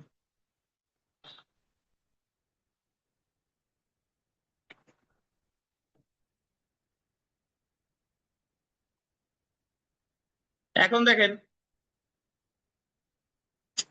141-এর সাথে 149-এর কি সম্পর্ক। 141-এ তো বলছে বেআইনি সমাবেশের কি সংজ্ঞা, আর বেআইনি সমাবেশের সদস্যরা তারা যদি কোনো অপরাধ করে তাহলে সবাই সমানভাবে দায়ী হবে। মানে একজন এক জায়গায় যে 100 জন বাংলাদেশ বার কাউন্সিল ভাঙচুর করতে গেছে, অ্যাকচুয়ালি ভাঙচুর সামনে তো করতেছে 10 জন, আর বাকি 90 জন ওদের উদ্দেশ্যের সাথে কি একমত, এক জায়গায় উপস্থিত আছে, বাকি 90 জন মিছিল দিচ্ছে, তাহলে ওই 10 জনেরও যে দায় বাকি 90 জনেরও কি একই দায়। একটা মিছিল কোথাও ইনস্ট্যান্টলি গিয়ে কাউরে হত্যা করছে সামনের 5 জন, আর বাকি মিছিলের জন্য এরা কিন্তু হত্যা করে নাই, কিন্তু তারা ওই 5 জনের উদ্দেশ্যের সাথে কি ছিল, একমত ছিল, তাহলে এখানে সবাই হত্যা করেছে বলে গণ্য হবে। এটাই হলো 149। অর্থাৎ বেআইনি সমাবেশের সদস্যদের যৌথ দায় হলো 149। এই যে দেখেন যে বেআইনি সমাবেশের উদ্দেশ্য বাস্তবায়নে সংগঠিত অপরাধের ক্ষেত্রে সদস্যদের শাস্তি। বেআইনি সমাবেশের সময় সমাবেশের সদস্যরা সাধারণ উদ্দেশ্য বাস্তবায়ন করে যে অপরাধ সংগঠন করে সেই ক্ষেত্রে তাদের দায় কি হবে তা দণ্ডবিধির 149 ধারায় উল্লেখ করা হয়েছে। 149 ধারা অনুসারে যদি বেআইনি সমাবেশের কোন সদস্য দ্বারা উক্ত বেআইনি সমাবেশের সাধারণ উদ্দেশ্য বাস্তবায়নে কোন অপরাধ সংগঠন করা হয়, কি উদ্দেশ্য বাস্তবায়নে, সাধারণ উদ্দেশ্য বাস্তবায়নে, উক্ত বেআইনি সমাবেশের কোন সদস্য জানতো যে উক্ত সাধারণ উদ্দেশ্য বাস্তবায়নে এমন অপরাধ সংগঠিত হতে পারে। মানে এখন যদি বলেন যে স্যার 5-10 জনে মিলে বাংলাদেশ বার কাউন্সিল ভাঙচুর করতেছে, এখন আমি যদি দূর থেকে দেখি আমিও কি বেআইনি সমাবেশের সদস্য হব কিনা? আপনি দূর থেকে দেখলে সদস্য হবেন না, কিন্তু তাদের উদ্দেশ্যের সাথে যদি আপনার উদ্দেশ্য এক থাকে যে ভাঙতেছে আমি ওদের সাথে আছি, আমি ভাঙতেছি না কিন্তু ওদের কি সাথে আছি, তাইলে আবার কি সমানভাবে দায়ী হবে। উক্ত অপরাধ সংগঠনের সময় প্রত্যেক ব্যক্তি যে উক্ত সমাবেশের সদস্য সেই উক্ত সংগঠিত অপরাধের জন্য কি হবে, দায়ী হবে। অর্থাৎ বেআইনি সমাবেশের সদস্যরা যদি কোনো অপরাধ করে সবাই সমানভাবে দায়ী হবে। এটা বলছে কত, 149। আর এখানকার উত্তর আমরা জানি যে যখন একটি সমাবেশ বেআইনি সমাবেশে পরিণত হয়, ওই হুবহু একই উত্তর এতক্ষণ যা পড়ছি। আমরা চলে এসে দাঙ্গা। দেখেন রায়োটিং, তাহলে বেআইনি সমাবেশের ইংরেজি কি রকিবুল সাহেব? Unlawful assembly. এবার আমরা চলে এসে দেখেন দাঙ্গা, দাঙ্গারে বলে কি রায়োটিং। রায়োটিং এর সংজ্ঞা দিচ্ছে 146 ধারা। রায়ট খুব সহজ, বেআইনি সমাবেশের সদস্যরা যখন শক্তি বা উগ্রতা প্রদর্শন করে তখন সেটা হয়ে যায় কি দাঙ্গা। মানে আপনি মারপিট করছেন, উগ্রতা প্রদর্শন করছেন, তখন সেটা হয়ে যাবে দাঙ্গা। অর্থাৎ বেআইনি সমাবেশের চেয়ে গুরুতর প্রকৃতির অপরাধ হলো কি দাঙ্গা। দণ্ডবিধির 146 ধারায় দাঙ্গা এর সংজ্ঞা দেওয়া হয়েছে। বেআইনি সমাবেশের সাধারণ উদ্দেশ্য বাস্তবায়নের জন্য শক্তি, আন্ডারলাইন করেন, শক্তি বা উগ্রতা প্রয়োগ করা হলে অনুরূপ সমাবেশের প্রত্যেক সদস্য দাঙ্গা সংগঠনের জন্য কি হবে, দোষী হবে। অর্থাৎ আপনি 5 বা ততোধিক ব্যক্তি যখন বার কাউন্সিল ভাঙচুর করবেন, ওটা প্রথমত বেআইনি সমাবেশ, পরবর্তীতে সেটা কি দাঙ্গা, কারণ ওখানে কি দেখাইছেন, শক্তি বা উগ্রতা। উপাদান দেখেন, একটি বেআইনি সমাবেশ থাকতে হবে, বেআইনি সমাবেশ কর্তৃক বা উক্ত সমাবেশের কোন সদস্য দ্বারা শক্তি বা কি প্রদর্শন করা হবে, উগ্রতা। এমন শক্তি বা উগ্রতা প্রয়োগ করা হয়েছে বেআইনি সমাবেশের সাধারণ উদ্দেশ্য বাস্তবায়নের জন্য। সাধারণ উদ্দেশ্য বাস্তবায়ন মানে সকলের একই উদ্দেশ্য ছিল আর কি। এখন যদি আপনারা বলে যে বেআইনি সমাবেশ আর দাঙ্গার মধ্যে কি কি পার্থক্য আছে, পার্থক্য আসলো, বেআইনি সমাবেশ আর কে দাঙ্গা। তাহলে এখানে কি কি পার্থক্য হয় দেখেন, ধারাগত হয়, সংজ্ঞাগত হয়। শক্তি বা উগ্রতা, বেআইনি সমাবেশে শক্তি বা উগ্রতা থাকে না, কিন্তু দাঙ্গায় থাকে। অপরাধের প্রকৃতি, বেআইনি সমাবেশ লঘুতর, দাঙ্গা গুরুতর। একটির ক্ষেত্রে অপরটি, সকল দাঙ্গার মধ্যে বেআইনি সমাবেশ আছে, কিন্তু সকল বেআইনি সমাবেশের দাঙ্গা নেই। শাস্তি, এটার শাস্তি 6 মাস, আর দাঙ্গার শাস্তি হলো 147-এ 2 বছর। এ জায়গায় বলে নেই 147-এ 2 বছর, আর 148 হলো মারাত্মক অস্ত্র নিয়ে দাঙ্গা করলে 3 বছর। ইংরেজি প্রতিশব্দ, এটারে বলে আনলফুল অ্যাসেম্বলি, এটারে বলে রায়োটিং। উদাহরণ, এটার একটা উদাহরণ, এটার একটা উদাহরণ। তো এখানে দাঙ্গার শাস্তিটা একটু লেখেন। 147 ধারা অনুসারে 2 বছর কারাদণ্ড বা অর্থদণ্ড বহু।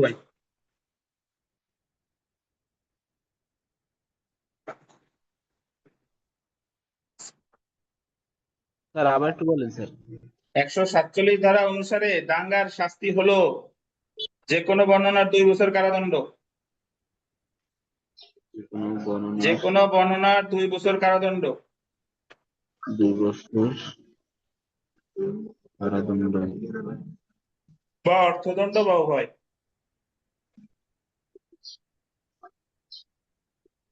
দণ্ড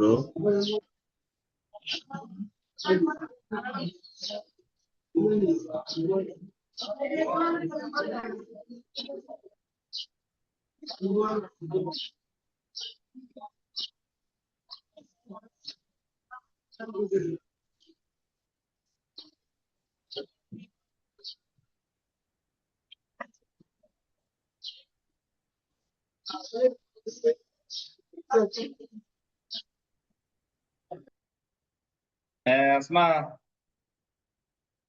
ওয়ালাইকুম আসসালাম। এই তো আলহামদুলিল্লাহ। আপনার ভাইবা আজকে নাকি অ্যাডমিট পাইছেন?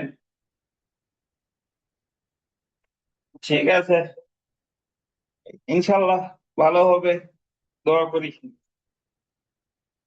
জি।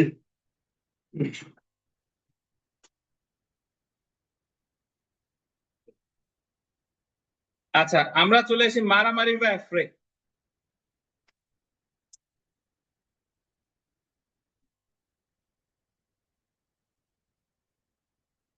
মারামারি বা অ্যাফ্রে, এটা সংজ্ঞা দিচ্ছে 159 ধারায়। 2 বা ততোধিক ব্যক্তি যদি পাবলিক প্লেসে ঝগড়া করে বা হাতাহাতি করে, সেটার বলে মারামারি। তবে এটা হতে হবে পাবলিক প্লেসে, মানে যে জায়গায় সকলের যাতায়াতের সুযোগ আছে। দেখেন, দণ্ডবিধির 159 ধারা অনুযায়ী যখন 2 বা ততোধিক ব্যক্তি প্রকাশ্য স্থানে বা পাবলিক প্লেসে ঝগড়া করে, গণশান্তি ভঙ্গ করে, তখন তারা কি করেছে বলে গণ্য হবে? অবশ্যই এটা হতে হবে কোন প্লেসে? পাবলিক প্লেসে। তারপরে দেখেন, আমরা একটা উদাহরণ দেখি। পাগলা তানভীর ও রশিদ সাহেব মসজিদের মধ্যে একটি হাদিসের ব্যাখ্যাকে কেন্দ্র করে হাতাহাতিতে লিপ্ত হয়। তারা এখানে কি করেছে বলে গণ্য হবে? মারামারি করেছে বলে গণ্য হবে। ধরেন, হ্যাঁ চাঁদা নিয়ে লিখলে ভালো হবে, ঠিক করে দেবো আনি সামনে বার। তো হ্যাঁ, চাঁদা উঠানো নিয়ে মারামারি হয়, তো আপনার ওই মসজিদের ভিতরে দেখা গেলো টাকা গুলো নিয়েও মারামারি হয়। আচ্ছা, তো যাই হোক, এখানে জাস্ট তারা যদি ঝগড়া করে, হাতাহাতি তো পরের ব্যাপার, যদি ঝগড়া করে তবুও সেটা কি হবে? মারামারি, এফরে। তবে এটা করতে হবে কোথায়? পাবলিক প্লেসে। তো বিচারিক নজির দেখেন, প্রকাশ্য স্থান বলতে ওই সমস্ত স্থানকে বোঝায় যেখানে জনসাধারণের সচরাচর যাতায়াত করতে পারে। প্রকাশ্য স্থান বলতে এমন স্থান বোঝায় যেখানে জনগণ কি করতে পারে? যাতায়াত করতে পারে। যে ভূমির চারিদিকে দেওয়াল নাই তা প্রকাশ্য স্থান বলে গণ্য হবে। এছাড়াও মসজিদ, মন্দির প্রাঙ্গণ প্রকাশ্য স্থান বলে গণ্য হবে। এখন যে ধরেন সিনেমা হল, সিনেমা হল কিন্তু বেসরকারি জায়গা, বাট পাবলিক প্লেস, মানে ওই জায়গাটার মালিক তো বেসরকার, কিন্তু প্লেসটা আবার কি? পাবলিক প্লেস, মানে সিনেমা হলে সবার যাওয়ার অধিকার আছে। এটা তো তাহলে উপাদান দেখেন, মারামারির উপাদান কি কি? আপনাদের এই যে জায়গাটা শুধু উন্মুক্ত থাকতো, তাহলে হ্যাঁ, যদি বাউন্ডারিটা না থাকতো। না থাকতো, জি। মারামারির ক্ষেত্রে 2 বা ততোধিক সদস্য থাকতে হবে। 2 বা ততোধিক সদস্য ঝগড়া করে কি করবে? গণশান্তি ভঙ্গ করবে। গণশান্তি ভঙ্গ অবশ্যই প্রকাশ্য স্থানে বা পাবলিক প্লেসে হতে হবে। তাহলে মারামারির সংখ্যা দিচ্ছে কত ধারায়? 159 ধারায়। আমরা চলে এসেছি মারামারির শাস্তিতে। মারামারির শাস্তি দণ্ডবিধির 160 ধারা অনুযায়ী মারামারির শাস্তি হলো যে কোনো বর্ণনার কারাবাস যা 1 মাস পর্যন্ত হতে পারে, এটা বিবিআই, যে কোনো বর্ণনার কারাবাস আবার 1 মাস, 1 মাস বা বিনাশ্রম না, যে কোনো বর্ণনার বা অর্থদণ্ড কত 100 টাকা পর্যন্ত বা উভয়ই। তারা মারামারির ফলে যে কারাদণ্ডটা হবে এটা সশ্রম না বিনাশ্রম, যে কোনো বর্ণনার, এবং অর্থদণ্ড কত 100 টাকা বা উভয়। কিছু ক্ষেত্রে অর্থদণ্ড উল্লেখ নাই, কিছু ক্ষেত্রে উল্লেখ করে দিচ্ছে যাতে ওরা বেশি না দিতে পারে। হ্যাঁ, তো আমরা কিডন্যাপিং এর অ্যাবডাকশন পড়বো, একটু 2 মিনিটের বিরতি, তারপরে পড়বো।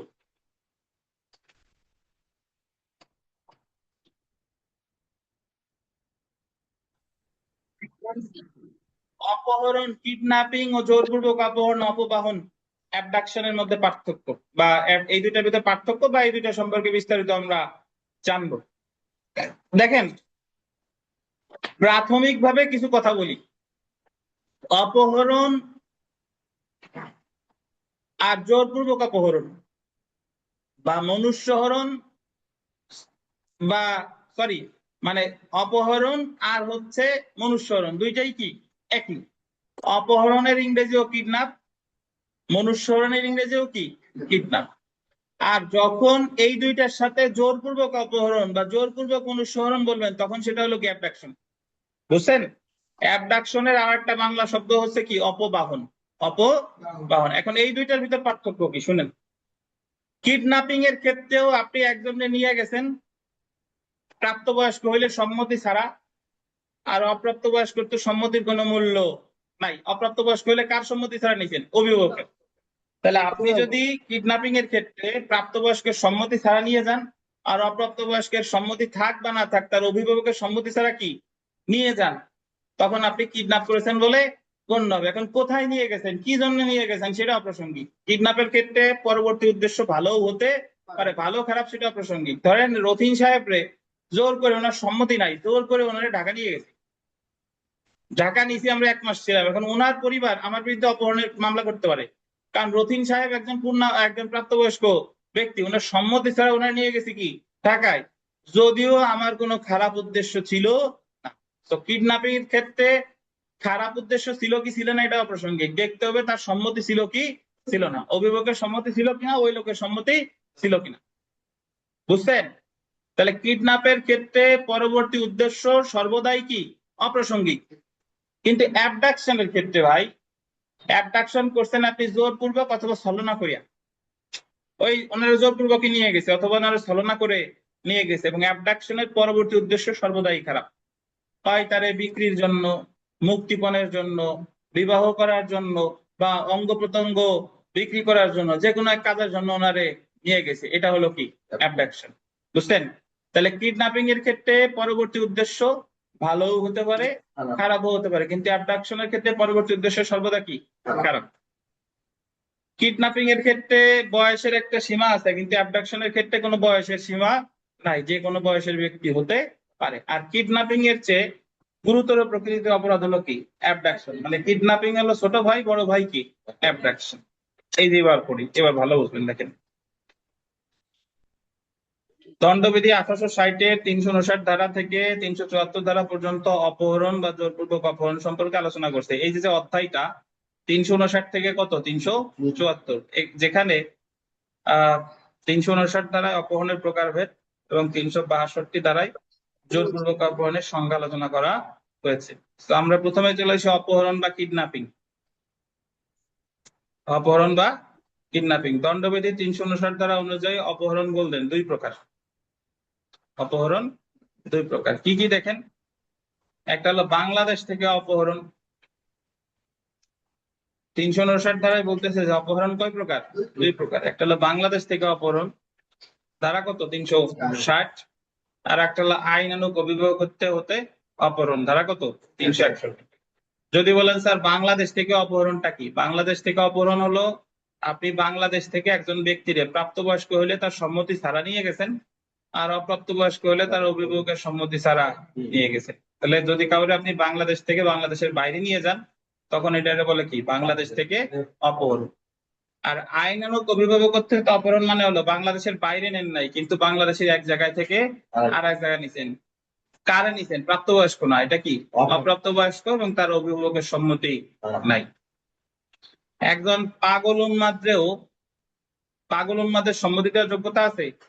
নাই। তাহলে পাগল উন্মাদের সম্মতি ছাড়া বা তার সম্মতি নিয়ে, তার সম্মতি তো অ্যাকচুয়ালি কোনো আইনগত ভিত্তি নাই, তারে গোপালগঞ্জ থেকে ঢাকা নিয়ে গেছি, উদ্দেশ্য যতই ভালো হোক, কি করছি? কিডন্যাপ। আইনানুগ অভিভাবক হতে কিডন্যাপ। আর একজন রে রথিন সাহেবরে জোর করে ভারত নিয়ে গেছি কলকাতা নাইট রাইডার্স এর খেলা দেখার জন্য, অপরাধ হয়েছে? হয়েছে। কি হয়েছে? কিডন্যাপ। পরবর্তী উদ্দেশ্য যতই ভালো থাক, রথিন সাহেবের তো ইচ্ছা ছিল না, ওনারা তো নিয়ে গেছে, এটা কি হয়েছে? কিডন্যাপ। তো আমরা 360 ধারাটা দেখি, দেখেন বাংলাদেশ থেকে অপহরণ। বাংলাদেশ থেকে অপহরণ বলে গণ্য হবে যে ব্যক্তি, আন্ডারলাইন করবেন, সম্মতি দেওয়ার যোগ্য, তার সম্মতি ব্যতীত তাকে বাংলাদেশের বাইরে নিয়ে যাওয়া হলে। এখানে একটা কথা বলে রাখা ভালো, এই জায়গায় সম্মতি দেওয়ার যোগ্য বলতে ছেলে হলে 14 বছরের বেশি, মেয়ে হলে 16 বছরের বেশি। সম্মতি দেওয়ার যোগ্য বলতে কি বোঝানো হয়েছে? ছেলে হলে কত? 14 বছরের বেশি, আর মেয়ে হলে কত? 16 বছরের বেশি। তার মানে এই জায়গায় প্রাপ্তবয়স্ক বলতে বোঝানো হয়েছে ছেলে হলে 14 বছরের বেশি, মেয়ে হলে 16 বছরের বেশি। যে ব্যক্তি সম্মতি দেওয়ার অযোগ্য, যেমন নাবালক, অপ্রকৃতস্থ, তার পক্ষে আইনগত ক্ষমতা সম্পন্ন ব্যক্তির সম্মতি ব্যতীত যদি থেকে বাংলাদেশের বাইরে কি নিয়ে যাওয়া হয়, তাহলে উপরের 1 নাম্বার হলো প্রাপ্তবয়স্ক ব্যক্তির ক্ষেত্রে, আর 2 নাম্বার হলো কি? অপ্রাপ্তবয়স্ক ব্যক্তির ক্ষেত্রে। এমনকি কোন নাবালক বা অপ্রকৃতস্থ ব্যক্তির সম্মতি নিয়ে ও তার অভিভাবক ব্যতীত অন্য কোনো ব্যক্তি যদি তাকে বাংলাদেশের বাইরে নিয়ে যায়, তাহলে তাকে অপহরণ করা হয়েছে বলে গণ্য হবে। সহজ কথা হলো, বাংলাদেশের বাইরে নিয়ে গেছেন কারে? প্রাপ্তবয়স্করে। প্রাপ্তবয়স্কের সম্মতি ছিল না। আর অপ্রাপ্তবয়স্করে নিয়ে গেছেন, তার অভিভাবকের সম্মতি ছিল না। তাহলে বাংলাদেশ থেকে যে কিডন্যাপ, এটা প্রাপ্তবয়স্কের ক্ষেত্রেও হতে পারে, আবার কি অপ্রাপ্তবয়স্কের ক্ষেত্রেও হতে পারে। অতঃপর চলে আসে 360 ধারা, আইনানুগ। আচ্ছা, এখানে তো 60 ধারা তো মাত্রই পড়লাম নাকি? এখন 360 ধারা প্রযোজ্যতা দেখেন। প্রযোজ্য হয় প্রাপ্তবয়স্ক ব্যক্তির ক্ষেত্রে প্রযোজ্য হয়, বুঝছেন? আর প্রাপ্তবয়স্ক ব্যক্তি বলতে এই যে দেখেন, 361 ধারা অনুযায়ী 14 বছরের বেশি বয়স্ক ছেলে আর 16 বছরের বেশি বয়স্ক কি? মেয়েকে। আর অপ্রাপ্তবয়স্ক অপ্রাপ্তবয়স্ক বা প্রকৃতিস্থ হয়ে গেছে, অপ্রকৃতিস্থ হবে। অপ্রাপ্তবয়স্ক ব্যক্তি বা অপ্রকৃতিস্থ ব্যক্তি উভয়ের ক্ষেত্রেই 360 ধারা অপহরণ প্রযোজ্য হয়। এবার আছে 361 ধারা, আইনানুগ অভিভাবক থেকে মানুষ সরণ।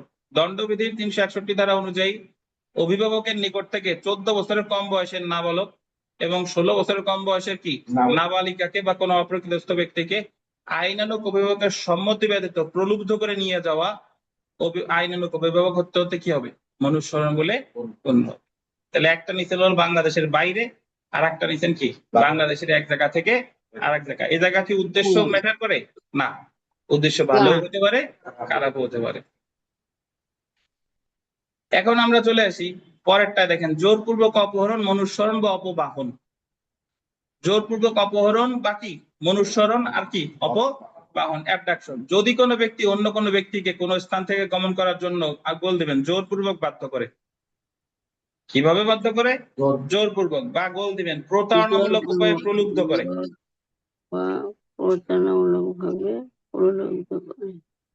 এই পড়েন কে? জোরপূর্বক বাধ্য করে বা প্রতারণামূলক উপায় কি করে?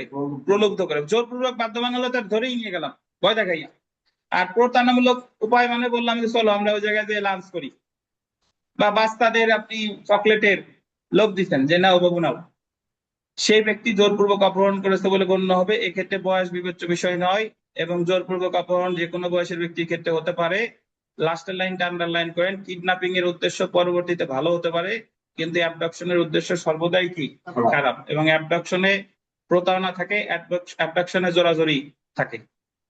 এখন আমরা চলে আসি অপহরণ এবং অপহরণের মধ্যে পার্থক্য। সর্বশেষ বারও আসছে পার্থক্য আমরা কি কি পাই দেখেন। সংজ্ঞাগত হয়, এটার সঙ্গে এটার সঙ্গে ধারা, এটার ধারা এটার ধারা, প্রকারভেদ। কিডন্যাপিং 2 প্রকার, অ্যাবডাকশনের কোনো প্রকারভেদ নাই। অপরাধের প্রকৃতি, কিডন্যাপ লঘুতর, অ্যাবডাকশন গুরুতর। উপায়, কিডন্যাপিং এর ক্ষেত্রে পরবর্তীতে ভালো হতে পারে, কিন্তু অ্যাবডাকশনের ক্ষেত্রে উপায় সর্বদাই জোরপূর্বক বা প্রতারণা, এবং পরবর্তী উদ্দেশ্য সর্বদা খারাপ। বয়স, কিডন্যাপিং এর ক্ষেত্রে বয়স ছেলে হইলে 14 কম, মেয়ে হইলে 16 কম, বা বয়স বেশি হইলেও সম্মতি থাকবে না। আর অ্যাবডাকশনের ক্ষেত্রে কোনো বয়স নাই, কিডন্যাপিং এর ক্ষেত্রে আপনার এই সম্মতি থাকতেও পারে, নাও পারে, মানে এটা আসলে সম্মতি থাকে, এই সম্মতি দেওয়া হয় না, এটা বাদ। ইংরেজি প্রতিশব্দ দেখেন, ইংরেজিতে এর বলে অ্যাবডাকশন, এর বলে কিডন্যাপিং। শাস্তি, শাস্তি এটার কিডন্যাপিং এর কম, অ্যাবডাকশন এর বেশি। উদাহরণ, এটার একটা উদাহরণ, এটার একটা উদাহরণ। সো 9টা অনায়াসে হয়, সম্মতি ছাড়া 9টা অনায়াসে হয়। এখন আমরা চলে এসেছি অপহরণ এবং অপহরণের শাস্তি। দেখেন,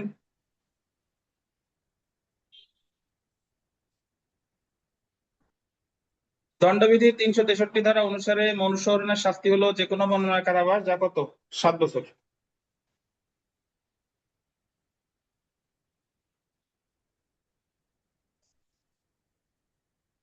যে কোনো বর্ণনার 7 বছর। দণ্ডবিধির 364 ধারা অনুসারে খুন করার উদ্দেশ্যে অপহরণ বা জোরপূর্বক অপহরণের শাস্তি হলো যাবজ্জীবন কারাবাস বা সশ্রম কারাবাস, যা কত? 10 বছর পর্যন্ত হতে পারে বা অর্থদণ্ড। মানে খুন করার উদ্দেশ্যে যদি কাউরে অপহরণ করে বা অপহরণ করে, তাহলে সর্বোচ্চ শাস্তি কত? যাবজ্জীবন বা 10 বছর বা অর্থদণ্ড। 364 কটা ইম্পর্টেন্ট? 10 বছরের নিচের কোনো ব্যক্তিকে, আগেরটা হলো যে কোনো বয়সে, 364 হলো যে কোনো বয়সের, এটা হলো 10 বছরের নিচের কোনো ব্যক্তিকে গুরুতর আঘাত ইত্যাদি উদ্দেশ্যে অপহরণ বা জোরপূর্বক অপহরণের শাস্তি হলো মৃত্যুদণ্ড, যাবজ্জীবন কারাদণ্ড, সর্বোচ্চ 14 বছর, সর্বনিম্ন কত? 7 বছর। মানে আপনি যদি রথিন সাহেবকে যদি আমরা খুন করার উদ্দেশ্যে নিয়ে যাই, তাহলে মামলা হবে 364 ধারায়। আর 10 বছরের নিচের কাউরে যদি নিয়ে যাই, তাহলে শাস্তি হবে 364 ক ধারায়। যদি রথিন সাহেবরে খেলা দেখার উদ্দেশ্যে ওনার সম্মতি ছাড়া ভারতে নিয়ে গেছি, তাইলে মামলা কত ধারা হবে বলেন? 363 ধারায় শাস্তি কত? 7 বছর। 366 ধারা মতে কোন নারীকে তার ইচ্ছার বিরুদ্ধে বিবাহ, যৌন সহবাস বা অবৈধ সম্পর্ক করতে অপহরণ বা জোরপূর্বক অপহরণের শাস্তি হলো 10 বছর এবং অর্থদণ্ড। মানে ইচ্ছার বিরুদ্ধে কোন নারীকে বিবাহ করতে বা যৌন সহবাস করার জন্য অপহরণ যদি করেন, তাহলে শাস্তি কত? 10 বছর। সো কিডন্যাপিং এন্ড অ্যাবডাকশন নিয়ে আপনাদের কোনো প্রশ্ন থাকলে বলেন। একটা হচ্ছে সম্মতি ছাড়া, একটা হচ্ছে জোর করে নিয়ে যায়। রকিবুল সাহেব, কিডন্যাপিং এন্ড অ্যাবডাকশন কি বলেন তো ভাই? আপনার আপনার ভাষায় বলেন, পার্থক্য কি?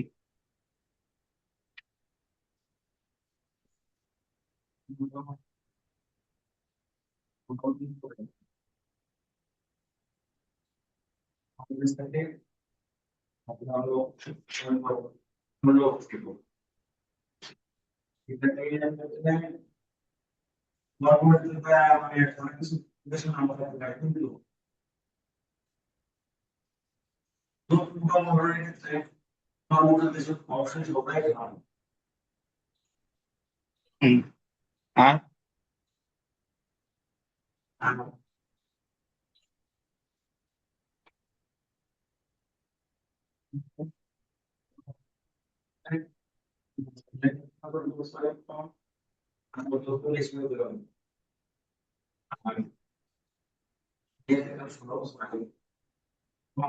এগুলো কিসের ক্ষেত্রে?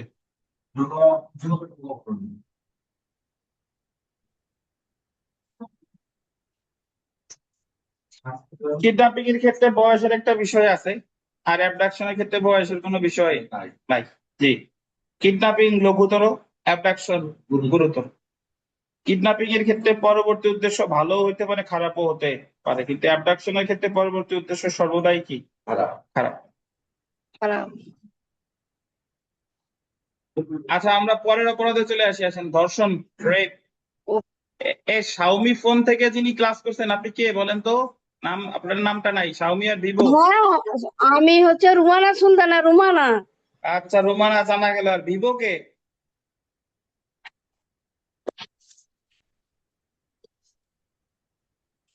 ভিভো V2520, আপনি কে?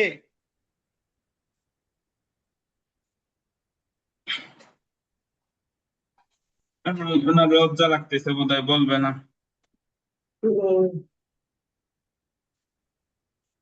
ওরা কি করে কি বলছে? দোকান।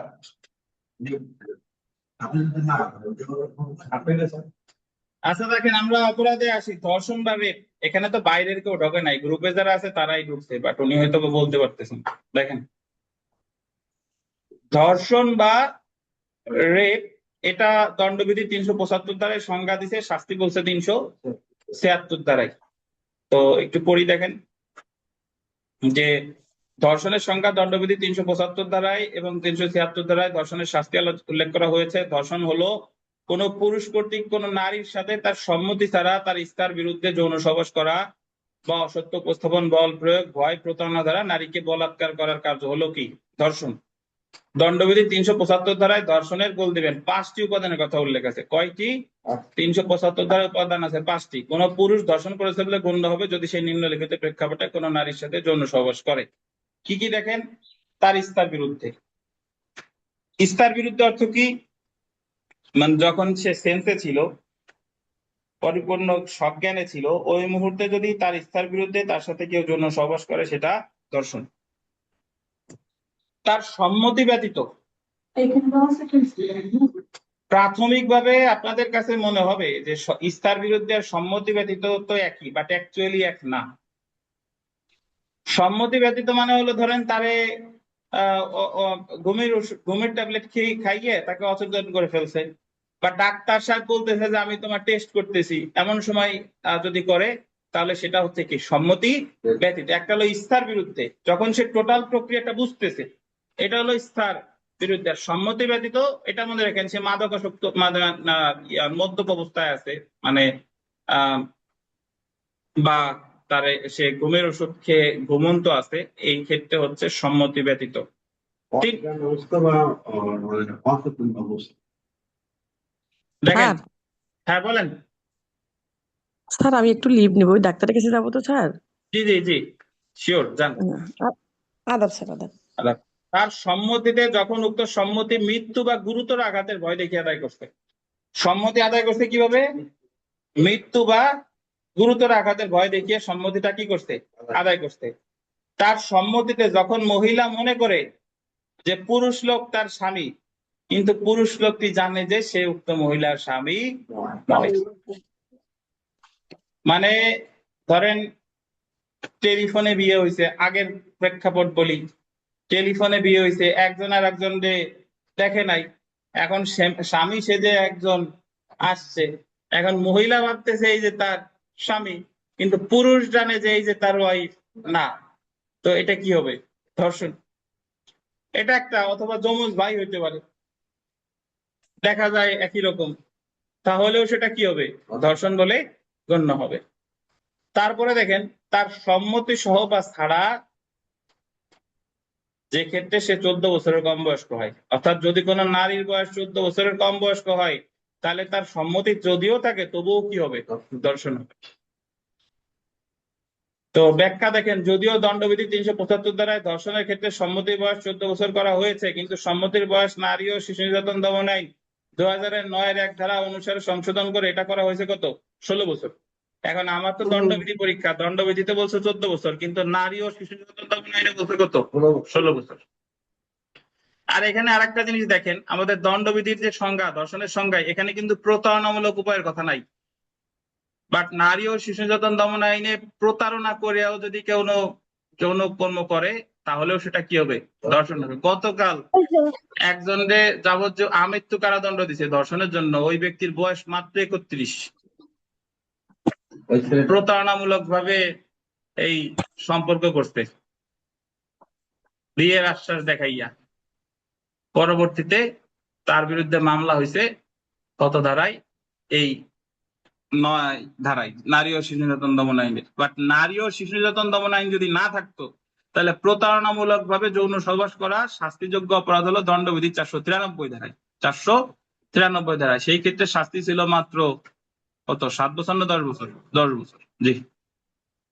তাহলে দণ্ডবিধিতে কিন্তু প্রতারণার কথাটা নেই। প্রতারণার কথাটা আছে কোথায়? নারী ও শিশু নির্যাতন দমন আইনের 9(1)-এ।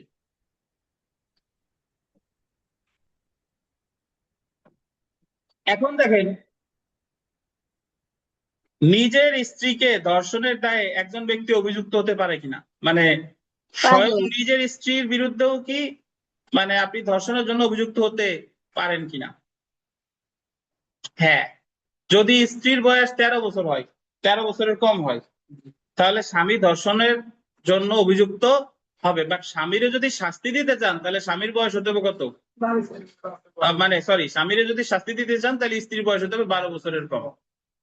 তাহলে সেই ক্ষেত্রে ওনার 12 বছরের কম বয়স্ক কোনো স্ত্রীর সাথে যদি কেউ যৌন সহবাস করে, তাতে তাদের বিয়ে হইছে এবং তাদের মধ্যে পারস্পরিক সম্মতি ছিল, তবুও স্বামী কি হবে?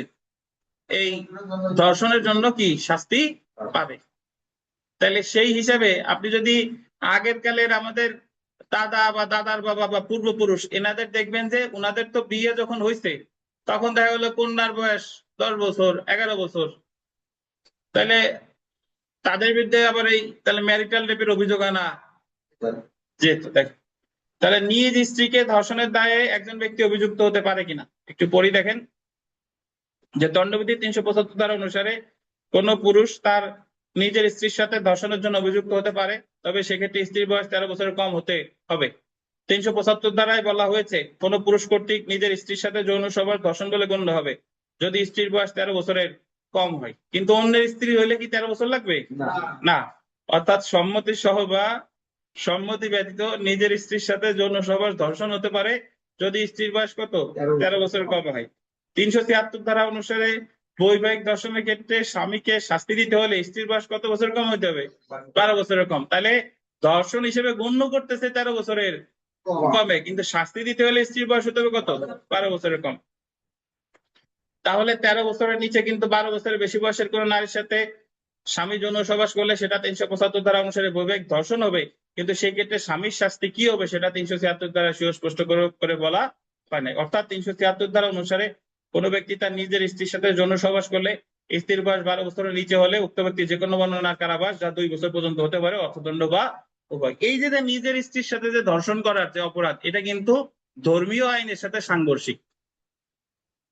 আপনি হিন্দু ধর্ম বলেন, মুসলিম আইন বলেন, কোথাও কিন্তু বলা নাই যে নিজের স্ত্রীর সাথে ধর্ষণ করলে কি হবে, মানে সম্পর্ক করলে ধর্ষণ হবে। কিছু কিছু দেশে বৈবাহিক ধর্ষণ আছে, বৈবাহিক ধর্ষণ এটাও বৈবাহিক ধর্ষণ, কিন্তু ওই দেশে আছে যে স্ত্রীর বয়স ধরেন 18 বছর বেশি, প্রাপ্তবয়স্ক, কিন্তু স্বামী যখন আহ্বান করছে স্ত্রীর তখন সম্মতি নাই, স্বামী যদি জোর করে তাহলেও সেটা কি হবে? ধর্ষণ হবে। কিন্তু আমাদের দেশে কিন্তু এটা ধর্ষণ না। আচ্ছা, এখন আমরা চলে আসি ধর্ষণের শাস্তি।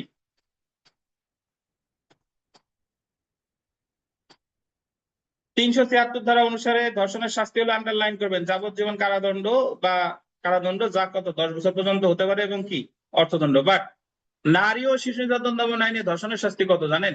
মৃত্যুদণ্ড। কিন্তু এই আমাদের দণ্ডবিধি অনুসারে যাবজ্জীবন কারাদণ্ড বা কত 10 বছর। যে ক্ষেত্রে দোষী নারী নিজের স্ত্রী এবং স্ত্রীর বয়স 12 বছরের কম, সেক্ষেত্রে যে কোনো বর্ণনার কারাদণ্ড যার মেয়াদ কত 2 বছর পর্যন্ত হতে পারে, অর্থদণ্ড বা উভয়।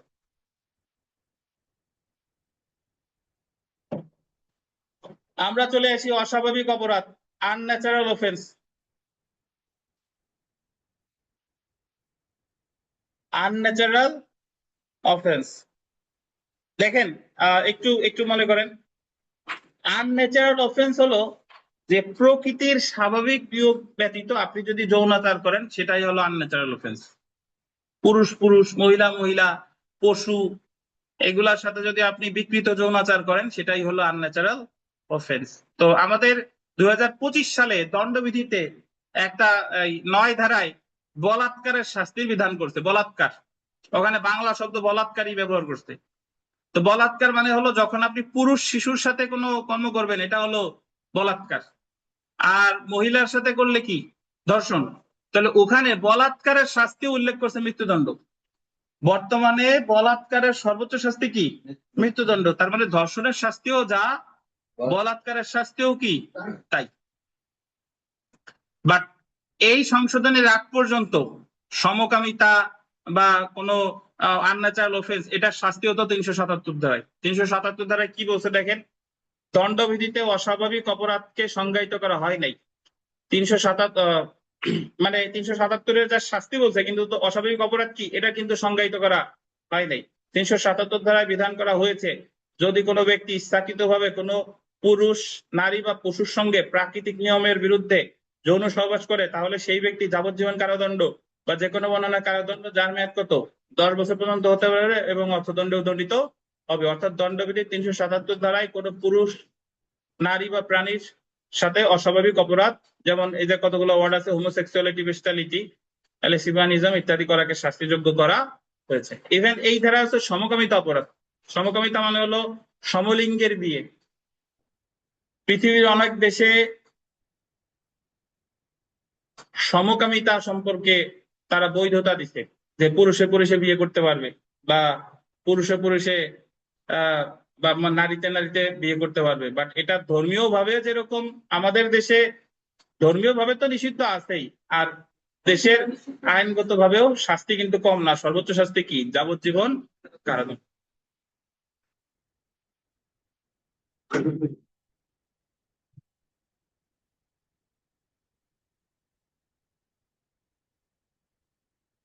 আসেন আমরা অপরাধজনক ভীতি প্রদর্শন। অপরাধজনক ভীতি প্রদর্শন কিন্তু আজকে প্রথমেই পড়ছি না, একেবারে ক্লাসের প্রথমে। ক্রিমিনাল ইন্টিমিডেশন মানে কোনো ব্যক্তিরে কোনো কিছুতে কি দেখানো? ভয় দেখানো। আর সংজ্ঞা দিছে 503-এ, শাস্তি বলছে 506। তারপরে একটু পড়ে ফেলি, প্রায় সর্বশেষ আরেকটু আছে আমাদের বাকি, যে অপরাধজনক ভীতি প্রদর্শন বা ক্রিমিনাল ইন্টিমিডেশন। দণ্ডবিধি 1860-এর 503 ধারায় অপরাধজনক ভীতি প্রদর্শনের সংজ্ঞা প্রদান করা হয়েছে। 503 ধারা অনুযায়ী কোনো ব্যক্তি অপরাধমূলক ভীতি প্রদর্শন করেছে বলে গণ্য হবে যদি সে অন্য ব্যক্তিকে নিম্নলিখিত কারণে হুমকি দেয় বা ভয় প্রদর্শন করে। কি কারণ? দেখেন, তার কোনো সম্পত্তি বা সুনামের ক্ষতি করবে। কিসের? সম্পত্তি বা সুনামের। যার নিকট উক্ত ব্যক্তির স্বার্থ নিহিত আছে তার আন্ডারলাইন করবেন, দেহ বা সুনামের ক্ষতি সাধনের ভয় দেখাবে। দেহ অথবা কিসের? সুনামের। উক্ত হুমকি বাস্তবায়ন করতে যে লোককে ভয় দেখানো হয়েছে তাকে যে কাজ করতে সে বাধ্য নয়, যে কাজ করতে বাধ্য নয় সেই কাজ করতে কি করা? বাধ্য করা। এবং যে কাজ করতে বাধ্য সেই কাজ করা থেকে তারা কি রাখা? বিরত রাখা। মোট কথা, আপনি ভয় দেখাইয়া তারা দিয়ে কিছু করাইতে চান বা করানো থেকে বিরত রাখতে চান, এটাই হলো অপরাধজনক ভীতি প্রদর্শন। তো এটা শাস্তিতে, এবং ইংরেজিতে এটা কি বলে? Criminal intimidation. শাস্তি দেখেন, শাস্তি দণ্ডবিধি 1860-এর 506 ধারা অনুসারে যে ব্যক্তি অপরাধমূলক ভীতি প্রদর্শনের অপরাধ সংগঠন করে সেই ব্যক্তি যে কোনো বর্ণনার কারাবাস, যার মেয়াদ কত 2 বছর পর্যন্ত হতে পারে, অর্থদণ্ড বা উভয়। তবে উক্ত অপরাধজনক ভীতি প্রদর্শন যদি আন্ডারলাইন করেন, মৃত্যু, গুরুতর আঘাত বা নারীর সতীত্ব নষ্টের দুর্নামের ভয় দেখানো হয়। কি কি? মৃত্যু, গুরুতর আঘাত বা নারীর সতীত্ব নষ্টের দুর্নামের ভয় দেখানো হয়, বা কি 7 বা ততোধিক বছর কারাদণ্ডযোগ্য হয়, তাহলে তার শাস্তি হলো যে কোনো বর্ণনার কারাবাস, যা কত বছর? 7 বছর পর্যন্ত হতে পারে, অর্থদণ্ড বা উভয়। এই যে ক্রিমিনাল ইন্টিমিডেশনের যে সেকেন্ড শাস্তি, মানে দ্বিতীয় ভাগের যে শাস্তি, ক্লজ 2 এর যে শাস্তি, এটা কিন্তু জামিন অযোগ্য, এটা জামিন অযোগ্য। বাট প্রথম ভাগের যে শাস্তি 2 বছর, এটা কি? জামিনযোগ্য। ক্রিমিনাল মামলায় দেখেন, এর একটা মামলায় কিছু কিছু ধারা অবশ্যই থাকে। একটা হলো সিম্পল হার্ট, আঘাত করা, 323। চুরি, যে কোনো মামলায় চুরি দেওয়া যায়। আর একটা হলো 506, যে আমার সম্পত্তি চুরি করছে, আমার আঘাত করছে, আর আমার কি দেখাইছে? ভয় দেখাইছে।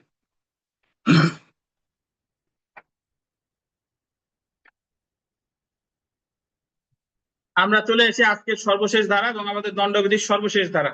আমাদের দণ্ডবিধি কিন্তু আজকে শেষ হয়ে গেল। তো যারা মনোযোগ দিয়ে পড়েন নাই বা ক্লাস করেন নাই, তারা কিন্তু পিছে পড়ে গেলেন। কারণ আপনি যদি আমাদের সাথে তালে তাল মিলাতেন, প্রতিদিনের পড়া প্রতিদিন পড়তেন, তাহলে এতদিন আপনার দণ্ডবিধি খুব ভালোভাবে শেষ হয়ে যেত। তবে আসার কথা হলো, এখনো হতাশার কোনো কারণ নাই, আজকে থেকে পড়া শুরু করেন। বেটার লেট দেন নেভার। এবং এখনো লিখিতর জন্য পর্যাপ্ত সময় আছে, সো এখনো পসিবল। বাট আজকে থেকে সদিচ্ছা আনেন, যে আজকে থেকে আমি পড়বো, আজকে থেকে আমি প্রতিটা জিনিস ভালোভাবে আয়ত্ত করব, আজকে থেকে আমি লিখবো। আপনার এটা অসম্ভব কিছু না, এটা ভেরি মাচ পসিবল। আপনার হাতের লেখা খুব ভালো দরকার নাই, আপনার একেবারে ব্রিলিয়েন্ট স্টুডেন্ট হওয়ার দরকার নাই। জাস্ট আপনি রেগুলার স্টুডেন্ট, রেগুলার স্টাডি করেন আর সৃষ্টিকর্তার উপর ভরসা রাখেন। হ্যাঁ দেলোয়ার, ওয়ালাইকুম আসসালাম। আচ্ছা দেখেন, আমরা চলে আসি যাবজ্জীবন কারাদণ্ডে বা কারাদণ্ডের দণ্ডনীয় অপরাধ সময়ের সংগঠনের উদ্যোগের শাস্তি। মানে আমাদের দণ্ডবিধিতে যে সকল অপরাধের উদ্যোগের শাস্তি আলাদা করে নাই, সে সকল অপরাধের উদ্যোগের শাস্তি হবে 511 ধারায়। ধরেন খুনের উদ্যোগের শাস্তি আছে 307 ধারা, কালপোবাল হোমিসাইডের উদ্যোগের শাস্তি আছে 308 ধারা, দস্যুতার উদ্যোগের শাস্তি আছে 393 ধারা, ডাকাতির উদ্যোগের শাস্তি আছে ধরেন 399 ধারা বা 398তেও আছে, বাট চুরির উদ্যোগের সাজা নাই। তারপরে আপনার ওই যে যদি যদি বলি অন্যগুলো যে আঘাতের উদ্যোগের শাস্তি নাই, তাহলে সেই ক্ষেত্রে সাজা হবে কত ধারায়? 511 ধারায়। এবং 511 ধারায় বলছে যে ওই ধারায় সর্বোচ্চ যে সাজা হতে পারে তার অর্ধেক।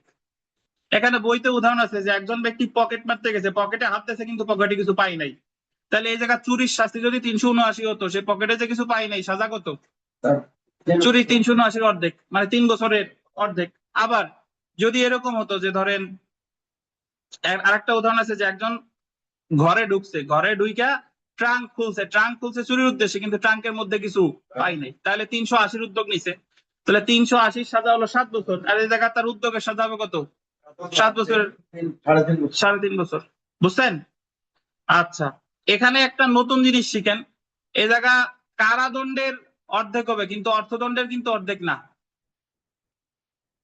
অর্থদণ্ড কিন্তু ওটাই দিতে পারে, কিন্তু এই জায়গা যেটা অর্ধেক করছে, কিসের অর্ধেক? কারাদণ্ডের অর্ধেক, অর্থদণ্ডের অর্ধেক না। অর্থদণ্ডে কিন্তু যা আছে সেটাই অর্থদণ্ড দিতে পারে। তো একটু পড়ে ফেলি, দেখেন শেষ পর্যায়ে আসছি যে যাবজ্জীবন কারাদণ্ডে বা কারাদণ্ডে দণ্ডনীয় অপরাধ সমূহ সংগঠনের উদ্যোগের শাস্তি। দণ্ডবিধি 1860 এর 511 ধারায় অপরাধ সংগঠনের প্রচেষ্টা বা উদ্যোগের জন্য কোনো ব্যক্তিকে দণ্ডিত করা যাবে যদি অপরাধ সংগঠনের কোনো প্রচেষ্টা করা হয়। দেখছেন, এমন প্রচেষ্টা বা উদ্যোগ দণ্ডবিধির অধীন কি হয়? শাস্তিযোগ্য হয়। অপরাধটি অবশ্যই যাবজ্জীবন কারাবাস বা অর্থদণ্ড সহ উভয় দণ্ডের শাস্তিযোগ্য হতে হবে। অপরাধ সংগঠনের এমন প্রচেষ্টা বা উদ্যোগের জন্য কোনো শাস্তি বিধান দণ্ডবিধিতে কি নাই।